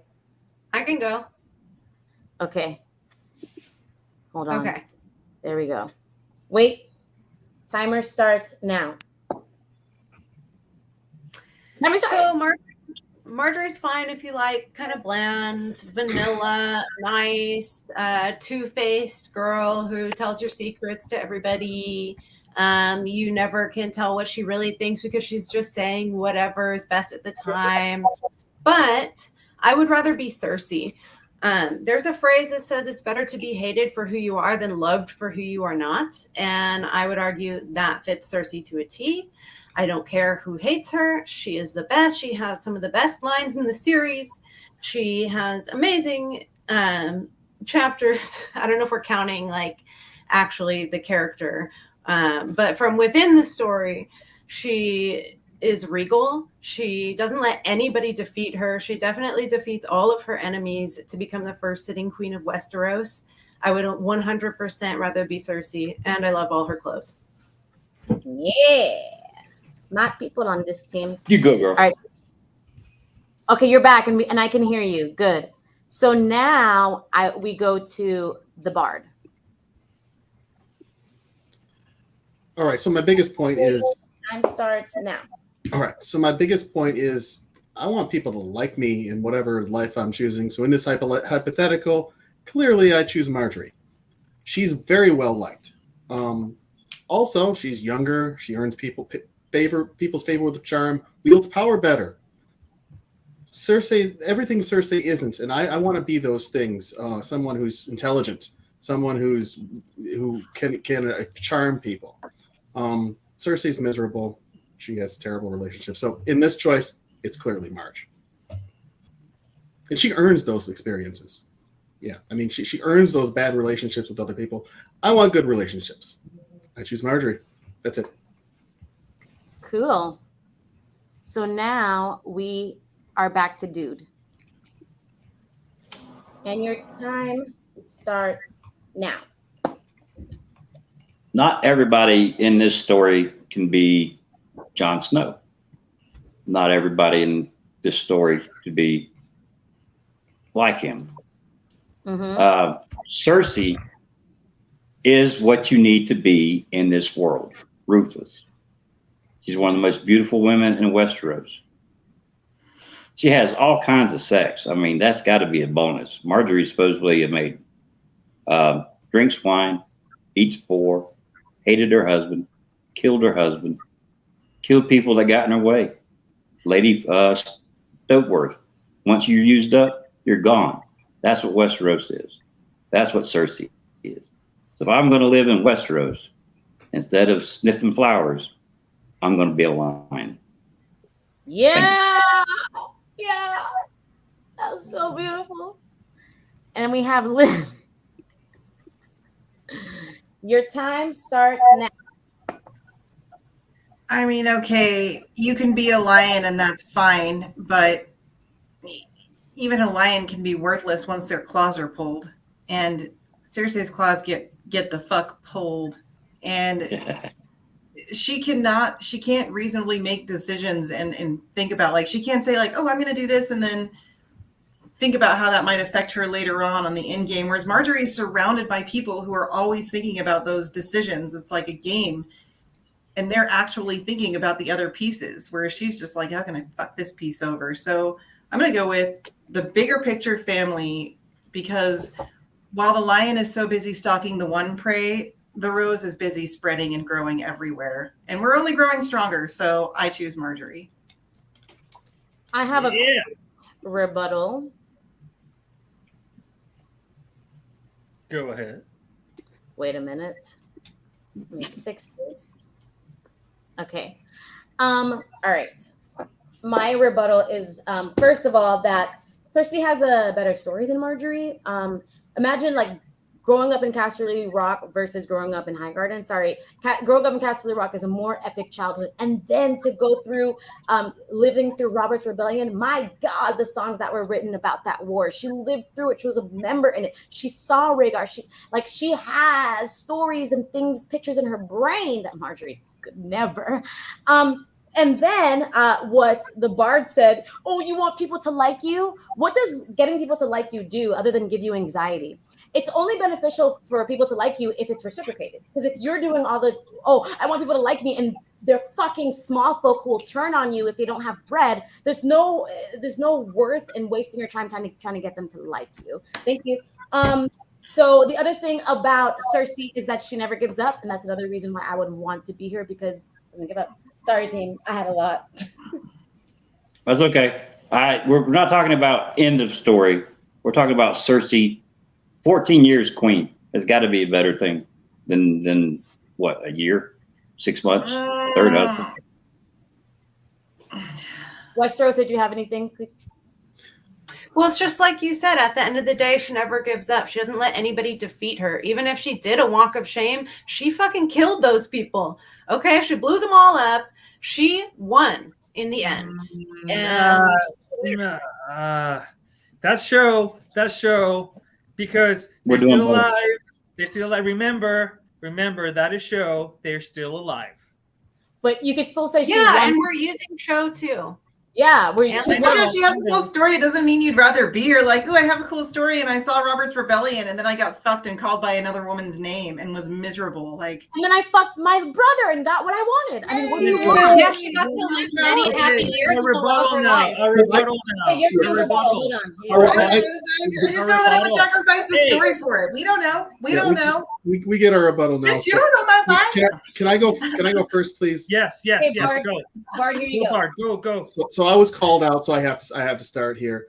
Cersei, likability is we're talking about being able to enjoy relationships. That's what I mean when I say likability. If you want to enjoy relationships with other people, you need to be not a bitter, miserable person who treats people like trash. That causes you to earn terrible relationships with everyone around you. And she was miserable. So that's why I don't want to be Cersei. She was miserable. Misery loves company. Also, she's fucking jaded. She's depressed. She hates fucking everybody. She's at the end. Like you said, like, oh, she has all those memories. I would rather, like, she went through all that. Like, it's like, fuck that. Like, do you know all the memories that Margaery will have being queen? She's just starting. She is at the beginning of her journey, and she is queen way before Cersei was, and she has a way better support system. So I'd rather be Margaery instead of being like a grumpy little drunk bitch. All right, that's time. But Liz, did you have like a one sentence or one little thing you wanted to say? Yeah, I just really agree with my teammates and think Margaery should win, and I approve this message. Oh boy, I shouldn't have asked. Carl Karsnark says, also, Margaery wasn't even hot enough for her brother to even want to bang her. So, yeah. Ugly ass bitch. That's funny. I don't think that was KS Holderson, violence has been chosen. This is who we are. That's funny. Hey, 1 point for Cersei, though. She did get to fuck Jaime. I mean, if you're going to do it, that's the guy to do it with. The most handsome man in the land. Listen. Yeah, what did Jon Snow have to say about him? That's what a king should look like, right? Exactly. Exactly. Yeah. Sarah Incognita says, anyone saying they'd rather be Cersei is getting side-eye if they have siblings. Ma'am, If my sibling is Jamie, I Ma'am. will fuck Jamie. I Yes, I mean, will. Ma'am. Yes, I will. yeah. I wouldn't fuck my real brother. No, I will fuck Jamie though. So, okay. Okay. Hmm. Okay. The point is going to Team Cersei. What the fuck, Finch? Fuck. What? Yeah, because you guys What? Yes, both put up, finally. you guys both I'll put just up stick my hat out to you. Yeah. arguments. Like even old new dude put up good arguments about like how she is. He's like, she's hard for a hard world, you know, like, and that's I would want to be that. That's valid, like, you know. And Yeah. what takes it over the edge for me is that she does have more agency, and like, you know, like they're like, there's what, a couple of people above her, like It's like I don't even know you anymore. It's like I don't even know you anymore. Just sit there and pet baggage. All right. power is, you know, is a big deal for who you'd rather be, you know. Yeah, true. Next question. Okay, the next question is, who better exhibits the quality? Oh my gosh, I can't. Who better exhibits the qualities of a best friend? Oh God. Which way are we going? We're starting with me, or we're starting with the tail? The tail. It's the tail this time. So Yeah. it would be Westeros and Chill. You and Westeros. All right. And so who's the better best friend? Your time starts now. So who's the better best friend? Probably the person who is one of the most powerful people in the world, right? Wouldn't you want to have a best friend who is all the way up there, can pay for anything? You're in their company. You're powerful too. Cersei's one of the most powerful people, so therefore her best friend would be. And they get all the benefits of that. Cersei is a very loyal person, and she's loyal to the people she loves. So if she does love you as a best friend, I would like to believe she would be loyal to you. I would definitely want to be Cersei's best friend to reap all the benefits of her station and her money and everything like that. And safety. Oh, yeah. The safety, baby. That hits hard. Now we got Liz. All right, let's look at it this way. All of Margaery's ladies right now are under care of what? Randall Tarley, and Tyna Merriweather is fleeing the fuck out of King's Landing because her best friend can't even keep her safe. Like, I would rather be Margaery's best friend. I feel like, one, she wouldn't constantly like be trying to experiment with me because she's confused about like her married life and who she is inside. I think that it just wouldn't go down like that. And I wouldn't constantly be worried, like, is she going to think that I look better than her? And is that going to piss her off? And then she's going to think I slighted her. I would always be worried about Cersei if I was going to upset her that day or what kind of mood she was in. I think with Margaery, it would just be easier to navigate those feelings because it's not like the constant threat of your life if you lace her up wrong or something. I just feel like it would be a little more easygoing with Margaery. You'd have that protection and probably a better time. Plus puppies. All right. And so now it is dude. I mean, And start. okay. I would rather be Cersei's best friend because at my age, I have a better shot at getting her digits than I would Marjorie's. The things that Cersei gives, even people that are just trying to be close to her. Hell, she even gives Qyburn ladies to make puppets out of. Use it up. Yeah. Give them more. She doesn't ask questions. She just gives them. I mean, that's a friend to me. That's the kind of friend I want. In this world, I want you to be cutthroat. I want you to be able to do anything you have to do to protect what's yours. And promise, I ain't never telling that girl no. I mean, crazy in the head, crazy in the bed. Hey! All right, is that it? You still got some time. Yeah, that's all I got. That's all you needed to say. Okay. That's all I need to say. Now we've got the Bard. And your time starts now. All right. Marge is a wonderful friend to her cousins by all accounts, and to Loras, who in the text is clear that she spends a lot of time with. She also tries to befriend Tom, and so all those things it points in her favor that she would be a good best friend to any of them. Cersei, on the other hand, cannot tell friend from foe. Because of that, she's made sure that she has no friends, actually. So that's emblematic that she wouldn't be a good best friend because she doesn't know how to have friends. The friends she might have had are either gone, Jamie, or it totally abandons her in the end of that last chapter, or they're dead, like Malara Heatherspoon, or I don't know if I got her name right, but I think you know who I'm talking about. The girl that went in the well right after. Felice Stokeworth, right? Again, Felice Stokeworth could have been a friend. Nah, she's dead. That's your time, Trader. That's your time. And then Malara Heatherspoon went on to star in the Ring movies. That's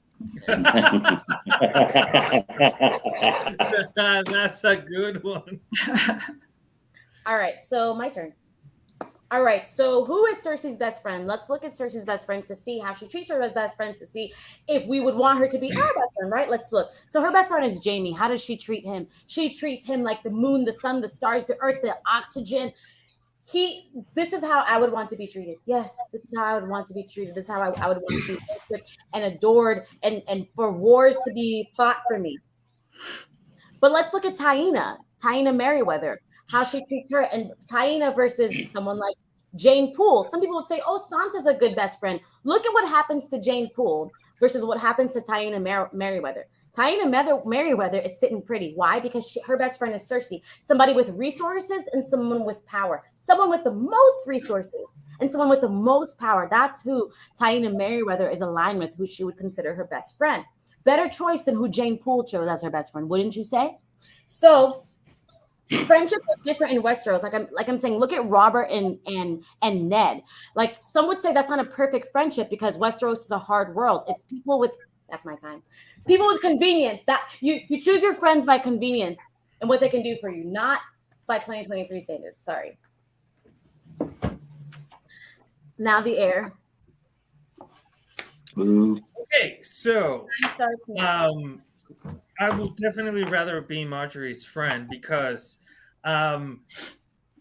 she has as much resources as Cersei. She has as much power as Cersei. She's way more fun. I agree with all what my peers said. But also, I mean, like, look at Tina Merryweather, and she just was fucking Cersei. That's what Cersei had her around. What happened with Jamie? The same thing. They were fucking. What happened to like all her quote unquote friends? Like she was just using them as like fuck buddies. And then it's like, if you think that's security in Westeros, I don't think so. Security is having a friend like Margaery that is going to take care of you because you are with her, because you are part of her circle. You're part of everything she does. You are kind of like part of her family and taken care of. And she has the money, she had the resources, she has everything she wants. She can achieve anything. She's the queen too. She has everything. So what would I want? You can finish your sentence. What would I want? Someone that is bitter and angry all the time around me when I can have a good time with somebody else? Yes, Charles. I have a rebuttal. Hold on. Oh no. I've got a rebuttal. Hold on a second. Let me put this on the right team. We got this, guys. We got this. But I said it first. Don't be. I said it first. No, you guys go first. Yeah, you guys go first. Just really quickly. My rebuttal is that Cersei is the person that can get you a job. That was my point in naming Taina Merryweather. Being best friends with Cersei is like guarantees you that internship. It's like having that friend in high school who has a rich dad who gets you that job, that internship. And that's why Cersei. What's Margaery going to get you? Killed. All right, team. Carl Karstark. If I had to be used as any kind of buddy, fuck buddy is the kind I would want to be used as. Thank you. Thank you. Yeah, thank you, Carl. Yeah, but where are her fuck buddies now? You made my point. They're in the Black Exactly. Cellar. What's wrong with a discreet bit of buggery, as the Tyrells like to put it, right? What's wrong with bisexuals? Right, Well, and nothing. that's you. Okay, we're not talking about No, that. I'm not saying that. I'm saying where. No, How does don't it go have there. to be a fuck buddy Don't when go you're there. being... No, don't go there. I will use all the tools at my disposal. Do you want to start, or should I start on our rebuttal? You go. No, you go. Go, Green Bard. You go, Bard. Folks, Go. I got news for you. Go. Lady Merryweather has never been Cersei's friend. She has no friends, like I said earlier. That's emblematic. The Merryweathers are a plant for the Aegon cause. Cersei was being played. There's no friendship there. And she got abandoned as soon as she was in prison. We're done there. Also, the Merryweathers are from the Reach. Oh, no. I don't know. Kingsland. Where are the Merryweathers? No, King's Landing. But Hannah is from Kingsland. across the narrow sea. Yeah, she was with Marjorie. From here. Yeah, saying, she was with Marjorie.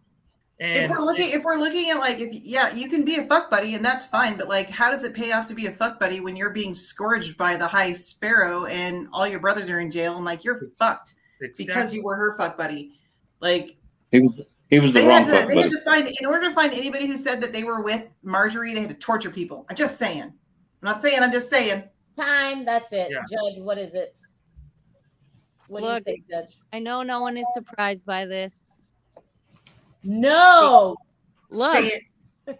You have to say the words. The amount of friends that were brought up that were Cersei's friends who are now dead or in otherwise horrifying conditions.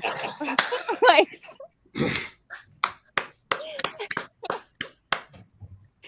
that kind of sells it for me. What about Diana?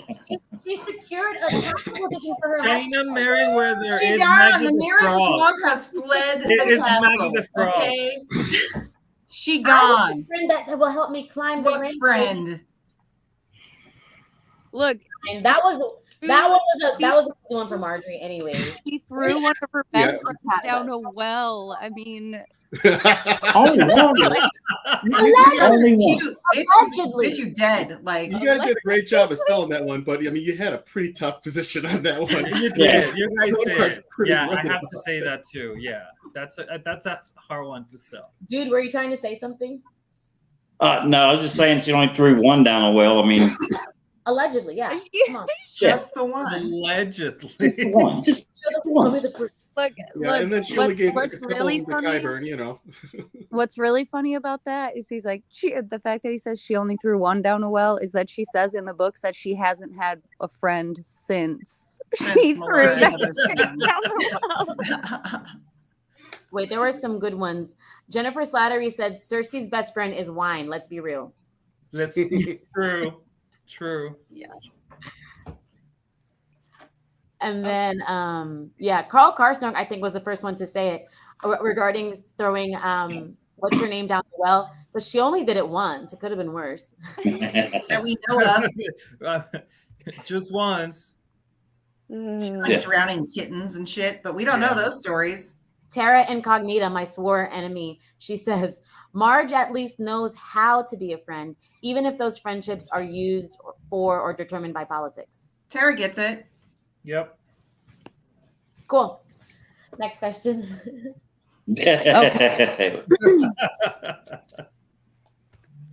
The next question is, wait, who's going first? We're going to do the tail now, so it'd be Westeros. Who wrote these questions? Who wrote these fucking questions? You did. Wait, I went first on the last one. You did? Okay. Yeah. Yeah. So it's me. So it would be Liz. It's Nettles. Liz, right? I mean, does our team get to go first sometimes, or no? Yeah, it should be Liz's turn. So it's the air. You're right. Well, it's my turn. Okay. What's the question? Okay, the Who makes question: a better wife? Who makes a better wife? Yeah. Okay. Fluff your hair. Get ready. Get ready to win. Oh my And your god. time starts now. Well, I obviously think that Margaery makes a better wife because she doesn't kill her husbands. Her husbands die. It's out of her hands, but Cersei kills her husband. So I think rest my case right there. Okay. Okay, and here is my time. Now, as we know, the qualities of a wife is can they cook? Cersei can't cook, but she has the money to get you the best food. Ooh, that's a good wife. Are they good in bed? Oh, yes, Cersei is very good in bed. Cersei is very experienced. She knows her way around a penis. She knows her way around a butthole. She knows her way around a vagina. Okay, and she's been fucking kings, princesses. Hey, blonde. Listen, the other thing that makes somebody of a wife is, does she look good on your arm? Is she a trophy? Is she somebody that you can go to bed knowing that I've achieved the pinnacle of life because I'm sleeping next to the most beautiful woman in Westeros? That is what Cersei gives you by being her wife. Then what about her last name and her armies and her power and her history? Come on. There is no woman in Westeros who has more to offer than Cersei when it comes to alliances. Her fucking father, when it comes to sex, beauty, knowledge, she's the whole package. Beauty and brains, baby. Beauty and brains, baby. And now we have the Bard. Your time starts now. I won't need all my time. Cersei had her husband killed. And yeah, maybe she had, maybe from time to time he came to claim his rights because she was beautiful. But we know that she didn't actually enjoy it or respect him. And that, if I'm with somebody, I'm wanting them to, do that. Now, of course, I wouldn't be like Robert. So let's leave that point and talk about Margaery. She's doing her best to be a wonderful husband for Tommen. Obviously, we don't know much about, she barely was with Joffrey, but she seemed good on the dais there. And, she seemed to try to be a good wife to Renly. So, again, she didn't have anything to do with their murders. But Cersei did murder Robert. And that's where I have to rest my case. Wah. Okay. Next, we have Dude. And your time starts now. What wife hasn't wanted to kill her husband at one point? Thank you. And Cersei did not kill Robert. The boar killed Robert. She loved her husband so much that he knew how much he loved wine. She gave that man strong wine because he loved wine so much. She gave that man 3 children the realm called his heirs. She put up with him calling her by a different name on her wedding night and didn't kill his ass then. Good wife. She's put up with a lot from Robert. She's been a good wife to Robert. Did he die? She ate the boar that killed him. He's dead, but she was a good wife. Good. Amen. Yeah. Yes, Pastor. Yes, Pastor. Preach. Praise God. Now we have Liz. Liz, come on. Don't fucking start with me that she didn't kill her husband. Starts now. Yeah, she lined that shit up nice and easy. Like, she gave him the strong wine. She knew what was going to happen. If we're going by who's going to be a better wife, Margaery tried to consummate with Renly. She got naked. She offered to bring her brother in just to get his dick hard. That is fucking commitment. Okay, like, I don't want to hear anything anybody else has to say, because she was like, I'll bring my brother in. Fine. We do what we got to do to make heirs so you can be the most powerful man in the land. She builds her man up because she knows what's important. Yep. Start with me about she didn't kill her husband. She killed her husband. That's it. That's all. All right, Westeros, finish her. I just go. All right, and we'll start now. At the end of the day, a marriage needs to be consummated. Technically, Margaery isn't Renly's wife and never was. So you can count that one out. Secondly, then she goes and sleeps with Tommen, who's a lot younger than her. I won't even get started about that. Then she tries to turn him against his own family for her own schemes. That's not very good either, to turn your husband against his family who loves him. And, you know, she just, at the end of the day, she can't get the job done. She is just bowing to everybody, unlike Cersei, who bows to nobody. But she did bow to Robert for all those years. She put up with so much, she got smacked around. Even if she did kill him at the end of the day, lots of court cases have been decided based on emotional distress from beaten women. So you might even forgive her for that. At the end of the day, she did give him 3 children, even though they weren't biologically his, they were his in name. She secured the realm. That's all that's required of a woman and a wife by medieval standards. So she definitely got the job done, unlike Margaery. Ooh, baby, you finished her off. You finished her off. Consummated, baby. By law. By law. You won. I have rebuttal. You have a rebuttal? Hold on. Let me put us on the screen. Ooh, which means do this. All right, cool. Are we ready, team? Yeah, Charles has hungry eyes. I'm ready. Oh, yeah, let's do this. Hungry. Your time starts now. Okay, I want to know, even at medieval times, what good wife will cheat on her husband, that is the king, with her own brother, have 3 kids, and lie to her husband his whole life. And if she loved him so much and gave her the one and the boar killed him, she still lied to him until his death. What is it? Is that a good wife? Because I don't know what that is in any standard, even though in Westeros is not well seen. We know that Lancel Lannister was extremely covered in guilt. He was repentant as hell because of killing Robert. He tells it to Jaime, right? So no, she killed her husband, and yeah. And it's not only that. Like Margaery hasn't killed anybody. She is a good wife. Okay. Better. It's better. Here you Can I go first? Yeah. All right. Cersei is the only wife in this question. Margaery never consummated anything with any of her husbands. She is technically not truly married by Westeros standards. So the only wife in this question is Cersei. So the only, say again? She consummated with Tommen. Keep going, dude. No, she did not. She did consummate it. Because Totally we going are by the talking about show. We're talking about show 2. Which Nettles says we I'm are. going by the book. Since it's Yes, our time. In the book, the little 10-year-old boy did not consummate the marriage. She is not a wife in this question.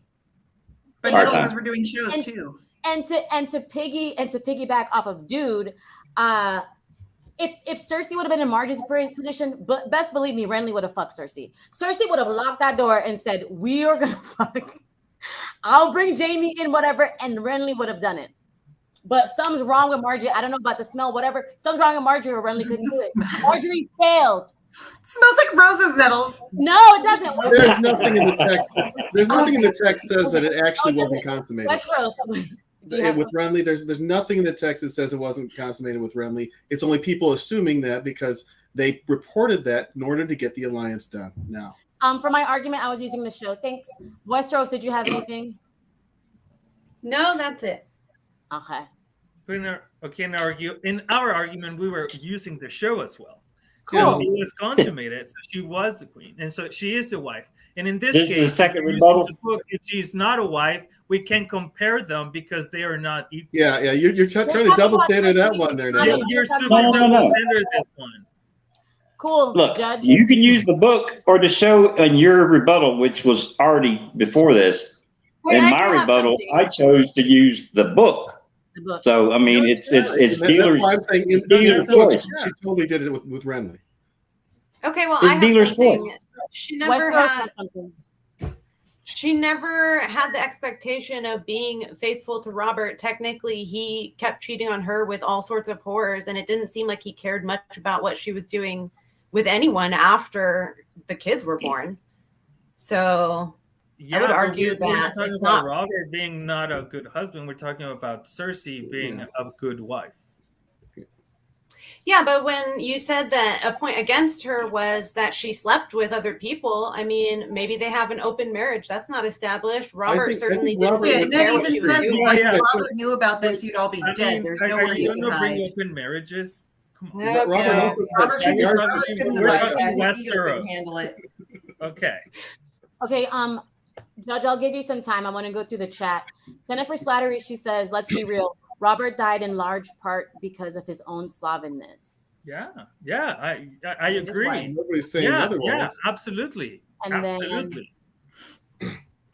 Also, she said Marge is fake and used men like a classic Black Widow. Well, what woman doesn't? In those times, that's the only power you have. Carl Karsnark says Cersei is an interesting character. She seems evil from the start based on Maggie the Frog stuff, but having kids with folks changes people. You at least have feelings of some kind. Does she though? Here comes my sworn enemy, Terra Incognita. She said Cersei literally didn't produce a single trueborn heir. So The realm does not know that. Yeah. I think Stannis The is realm- got around. Well, the realm does know that because it was spread No, by they think they know that. Ravens, and then no proof. We talking about proof? No proof. No, there's no The proof. proof. There's no The glove doesn't fit. You must acquit. You must acquit. And then there's Must- rumors, and you know, when the river sounds is because water is flowing. And roses be growing. Oh my God. Oh, yeah. Jennifer Slattery also says, talking about Robert, he lied to himself about them kids. He wasn't blind. His ego was as big as his gut. He was blind as hell. This is like a side, and I want to hear from Yeah, you. that's a good Do point. you Liz. think Robert knew? This is just my curiosity. Do you think Robert knew? No. I think he was. Oh, he's blind. I don't He think was he stupid knew. as fuck. I think you would have had to like. I don't think he knew because I think one, he didn't put one and one together, and two, he didn't like to read.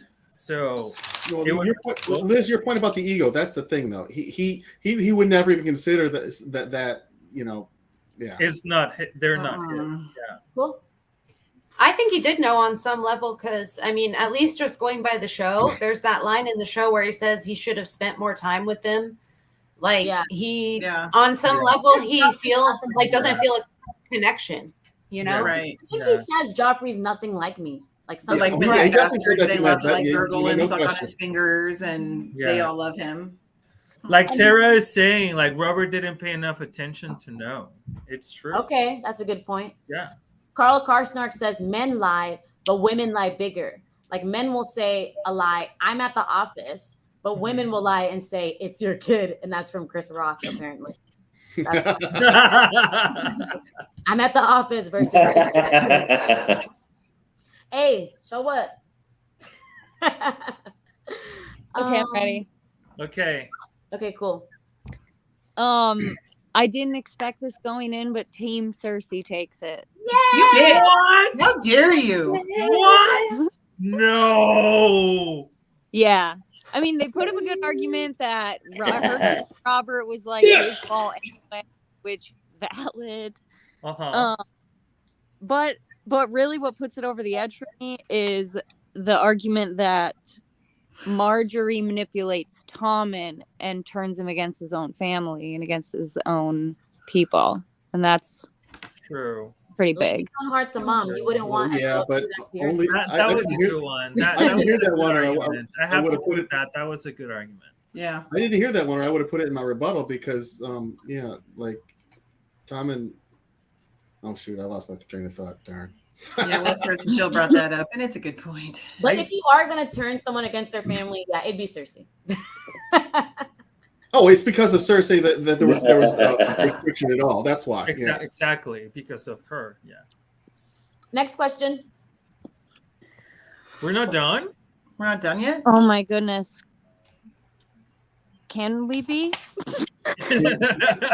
Let's It's been 2 hours and 20 minutes. how many questions are left? We've Yeah, got That was halfway through. like Cersei 5. Margaery. we got another hour to go if we're going to do all those questions. okay, Yeah. then do you guys agree? Let's just do 8, 9, and 10. Let's skip 6 and 7. Or should we do 6, 7, and then 10? Or should Why we just did we do like a 2.0 and then we do I think more we're saying research? like kill it now. Yeah, why don't we just Let's just do all of them, but have one of us do it instead of all three of us. Is that okay? cool? Or Yeah. we could do one will do it, and then we could do the rebuttal like how we've been doing. Yeah. So Okay. everyone can do a rebuttal. Yeah. Yeah. Who went first last time? Why don't we just do all rebuttal? You know, like the three of us answer at the same time. Like we have 1 minute and we We'll just share the all time. pitch in. Yeah. We'll share the time. Woo! Cool. Teamwork. I like y'all's wet brains. Okay. So, but who went first last time? Me. I did, I think. So You did. it's Westeros and Chill. Well, all of you. Yeah. Yeah. Okay. Oh yeah. Okay. Our team. Yeah. Okay. But we're all answering at the same time, right? Like a 1 minute for all three of us. Yes. Yeah. I'll let you go first. Yeah. Let's do it 30 seconds and everyone answers together, right? I can't do 30 seconds because there's only time for 1 minute. Or I guess can- we have phones. I was going to say I can do it if you want. So 30 seconds for each or what? I kind of like answering together and building off of each other. Yeah. Yeah. Yeah, but I Yeah. think Yeah. it might be too short. We'll do a minute 30 and then see how You'll it do a works. minute 30? Okay. Yeah. All right. Okay, so the question is, we're doing all of them, right? Yeah. Who exhibits bravery, honor, hard work, and other platitudes of Westeros? I erased part of this question. I hope I said that right. Yeah. Basically, Yeah, you got it fits right. into- who better fits into like Westeros and time, medieval times or whatever. Okay. Your time starts now. Oh, you're doing it. Well, Cersei is incredibly hardworking. Obviously, we've touched on this, but she has overcome all of the obstacles that stood in her way, overcome all of her enemies. She's always working on something, even at night when she's drunk. So you can tell that she's like planning something or taking care of something. So that's hard work. Bravery, to think about all the brave things that she's overcome in her life. She's had to get married off to a stranger and withstand a troubled marriage for many, many years. So I would call that a lot of bravery. And I will pass it off to you, Nettles. Yeah, I mean, sorry. I zoned out. But okay, so I'm ready now. Cersei better encapsulates because we know that inside Cersei is trash, garbage. Come on, right? But on the outside, you would never know it. On the outside, as she's walking through the crowds and waiting, she presents as a queen. She does do things that she doesn't want to. Her dad tells her to because those are the rules of the land. So that's bravery. That's very brave to be able to do that, to go against your wishes of your own heart. And to me, that's all. That's what you need, dude. I zeroed in on bravery. Sitting there with Eddard Stark being accused of what she was being accused of, she held her head high like a proud lioness and told the damn truth. Amen. We don't need any more time than that. I love that. Can I start real quick? Okay, if we're going to talk about holding her head high in times of pressure, look at what Margaery is doing every single fucking time her dad comes at her and says, you know what, we're going to need you to marry this guy, and now this guy, and this guy's a fucking monster, and you know he's a monster, but you're still sitting at your wedding in your mirrorish lace dress with your head held high and a smile on your goddamn face, because that is what you have been like taught to do, trained to do. You're going to do it. If she's upholding value and honor, she wants the people fed. They're opening the Rose Road. And yeah, we understand that because they weren't allies before, the Rose Road wasn't open. It is now, and she's feeding people. Sorry, somebody else take it away. Great under pressure, does what she's told. I'll go next. I'll be really quick. I'll tear down Cersei. She wasn't brave. At the Blackwater, she nearly killed Tommen. She pulled Joff back from the battle, almost losing it. She choked because she was fearful. That was not bravery. You're muted. We can't hear you. You're muted. The air, you're muted.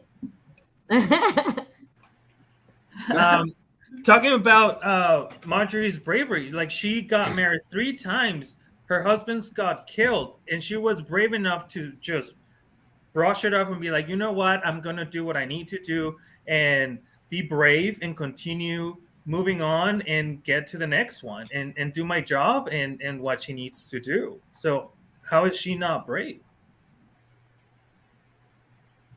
Time. Ta-da. Do we have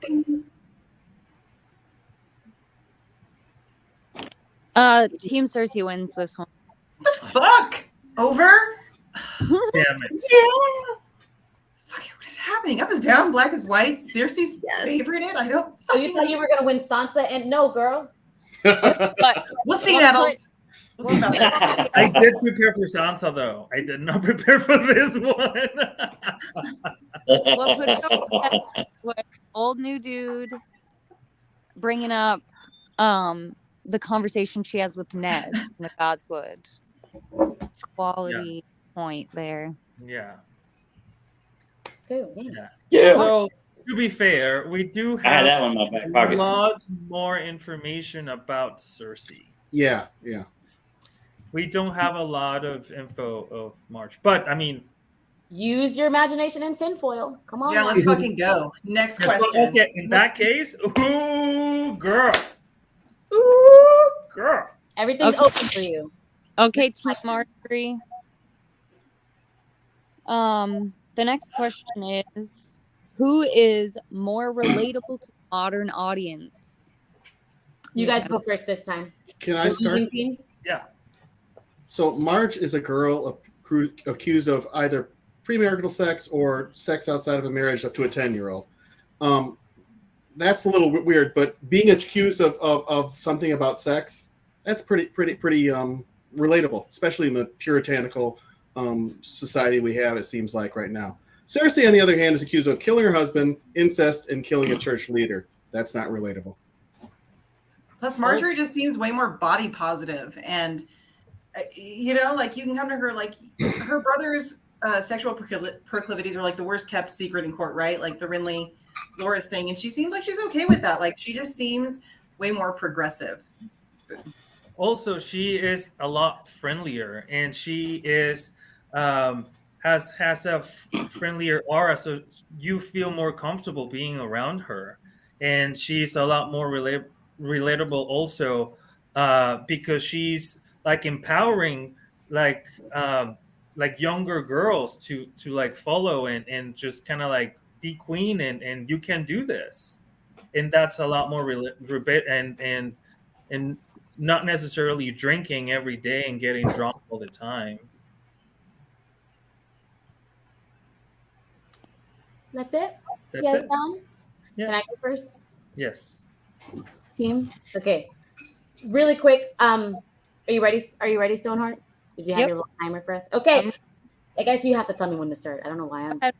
I just push it when you. Okay. So Cersei definitely encapsulates that girl boss mode that we are in now as a society.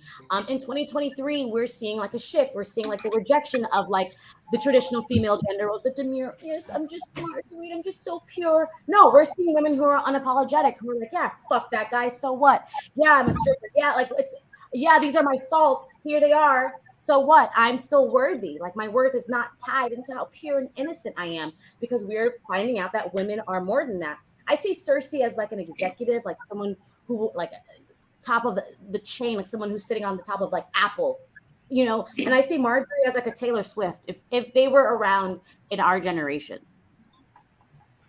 You guys can go. I'll go.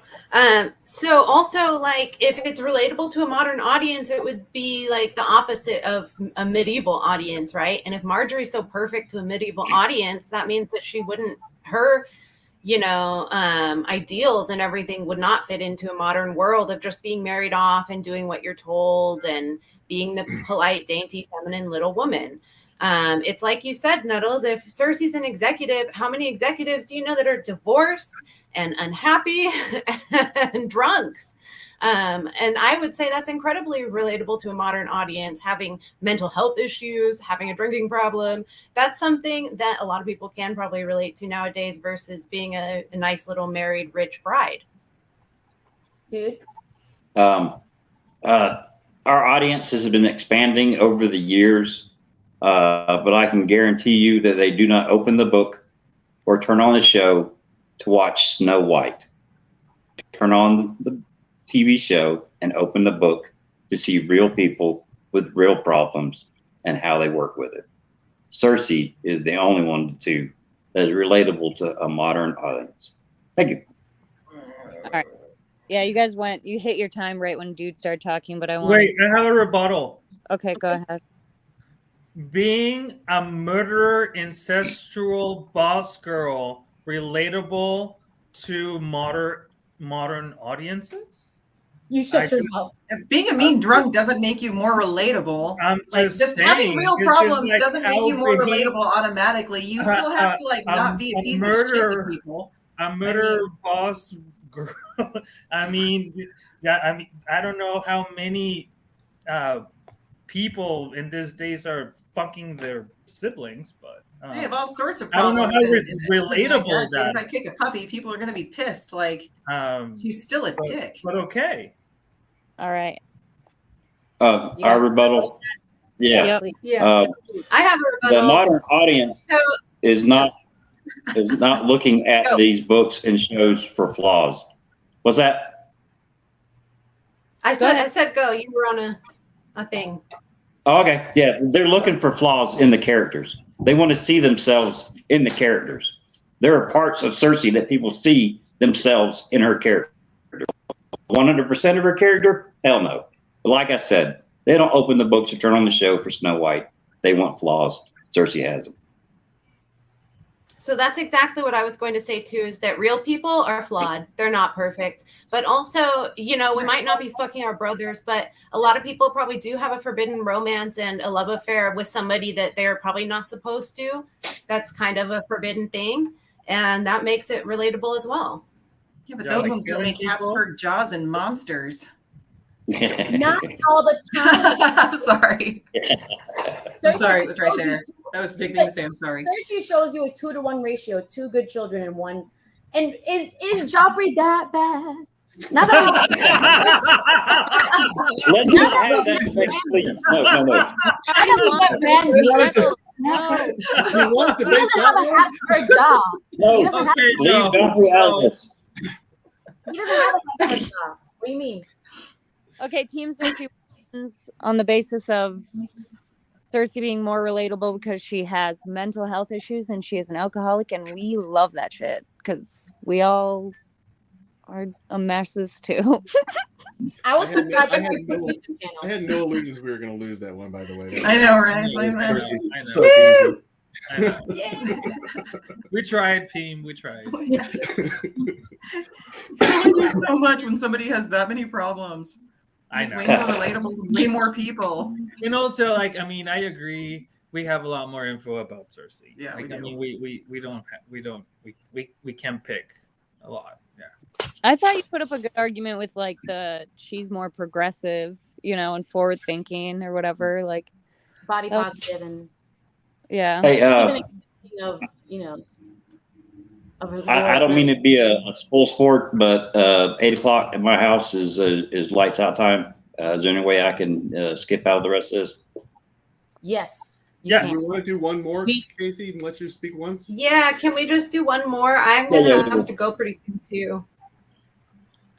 Okay. We could just end it here, guys. We can. Yeah, just pick it up. We can. Yeah. Let's have the judge tally up the votes. I guess I'll feed my family, sure. Hey, it's 3-3 actually. Bitch! well, we got a tie. We didn't lose. We didn't lose. Okay, We got a tie. tiebreaker. Dude, if you need, let's do one question. Dude, if One more tiebreaker. Dude, if you need to leave, you can leave. Tiebreaker. And then you Westerosi have until I can I'm finish good it. for any other questions. Which one? Wait, hold on. No, I got one more question. answer. who makes the better queen. Okay, so team. Wait, Cersei. I'm sorry, dude. Can you do one more question, or do you have to leave now? What time is it? I need to leave now. It's Okay. Thank you for your time. We love Bye. you. Thank you. I love you. Bye. Thank you. Love you. Okay. I wasn't being mean. I love all of y'all. No, I know. I did the we job know. well We first, know dude. that. We know. Bye. Bye. You were a good Bye. partner. Bye. All right, team Cersei. The rest of you. Okay, Westeros. Can you do one more question? Yes. Okay. All right, I picked who would make a better queen. Okay, the last question. Better queen. All right, you have 1 minute. Your time starts now. Who goes first? Us? You. Yeah. Okay, so I just want to say, just wrap everything up. Like I said, Cersei has the better story. Cersei is more forceful, and you could see that's a bad thing, but I say it's effective. When you're on survival mode in the medieval world, you have to be as harsh as possible. You have to be harsher than the men, not harsh as the men, harsher than the men, because they're looking at you as a woman. Like she has to do all those things, and she does it well. She gets everything she wants, and that's what I want in a queen. Someone who says they're going to do something and they fucking do it, and they don't let anyone stop them. Sure, she might stumble, but she'll always fucking do it. A Lannister always pays their debts, and Cersei encompasses that fucking sentence. Westeros. She is hardworking. She does encompass that. And she does always pay her debts. She plays the game of Thrones really well. She conquers her enemies. Nobody can beat her. At the end of the day, by the way, she did bring all the citizens into the Red Keep for protection. So that's a point to her as well, if we're going by the show. And I had one more thing. I lost it. Her sex. No, I lost my train of thought. Nettles, what else you got? She's good at sex, and she's pretty. She's good at sex. Oh yeah, she's already been queen for 14 years, 14 very prosperous years. That was my last thing. Experience, yes. Yeah, the executive experience. And now the realm is broke. Okay. I'm just kidding. I'm sorry. That was Robert. That's Robert's fault. I know. Yeah. That was a low blow. I'm sorry. Yeah. Can I go first again? Guys. Can I go first again, team? Yes, go for it. go. Yeah, of course. All right. So we already won the first question. Margaery wields power better. And that's the most important part of being a queen here.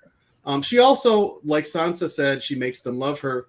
Cersei just doesn't have a clue about how to do that and why it's important. So Margaery has tons of allies. Cersei has none.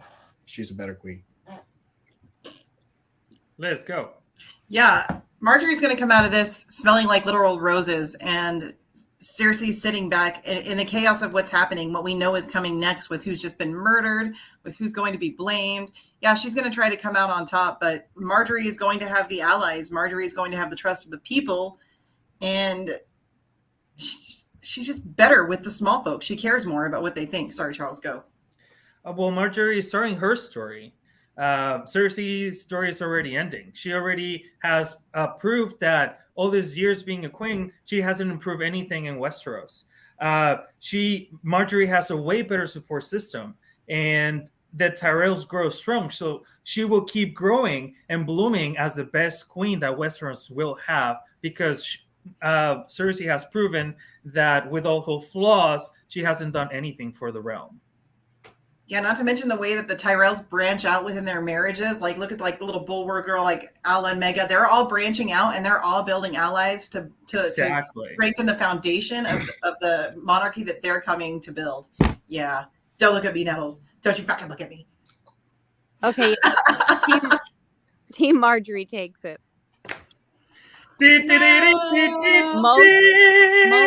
the allies argument, because they're right. Cersei really has, like, it's High Garden. It's bit on everyone who's ever helped her.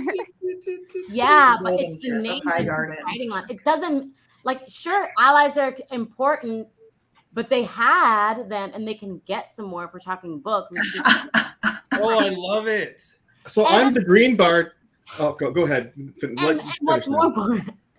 What's more important than allies is the fact that, like, is ruling by force, which she has through the blood of Tywin. But whatever, man. Fuck, Margaery hired the blue bard. Margaery hired my brethren, the blue bard. Cersei killed him. Worst gig ever. Whatever. Oh, wait, show that shirt again because I was talking. Oh, it's just It's- one I it's made for really Valentine. cool. Oh yeah, his cake cool. It's a This one or really that cool one? shirt, Yeah. Both, Yeah. I guess. Yes. Did you hand paint that, or you had it like?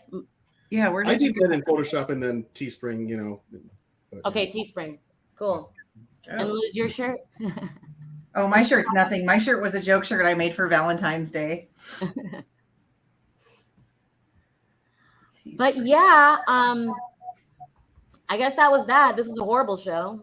I didn't. How I dare you. had a blast. Actually, I had a really good time. This was awesome. We should Yeah, do I enjoyed more. it. Trash people, trash topics. Yeah. Yeah. What are you gonna do? Didn't you choose the topics? Wait. I said what I Get said. the people, bitch. I said what I said. Trash people, including myself. Yes. Yeah. Okay. You tell the truth. No, I'm just kidding. No, we're not trash. We're garbage. Garbage. But like I said in the beginning, this was actually practice for a Song of Ice and Fire con. So we will be doing this, but at the con we'll be doing Catelyn did everything wrong versus Catelyn did everything right, and we're actually doing Littlefinger versus Varys. So please catch us at the con. And like I said, we are looking for our 6th debater. So if Yes, you're that'll be interested- great. If anybody wants to join us, that'll be really fun. We will. You're a love that. master debater. Yeah. Yes. Who's the one who's not going to be able to make it with us then? We're good Coke soakers. Oh, Too. Westeros. Ah, Well, we'll miss you. I know. I have a kid, so I Yeah. can't go anywhere Selfish. forever.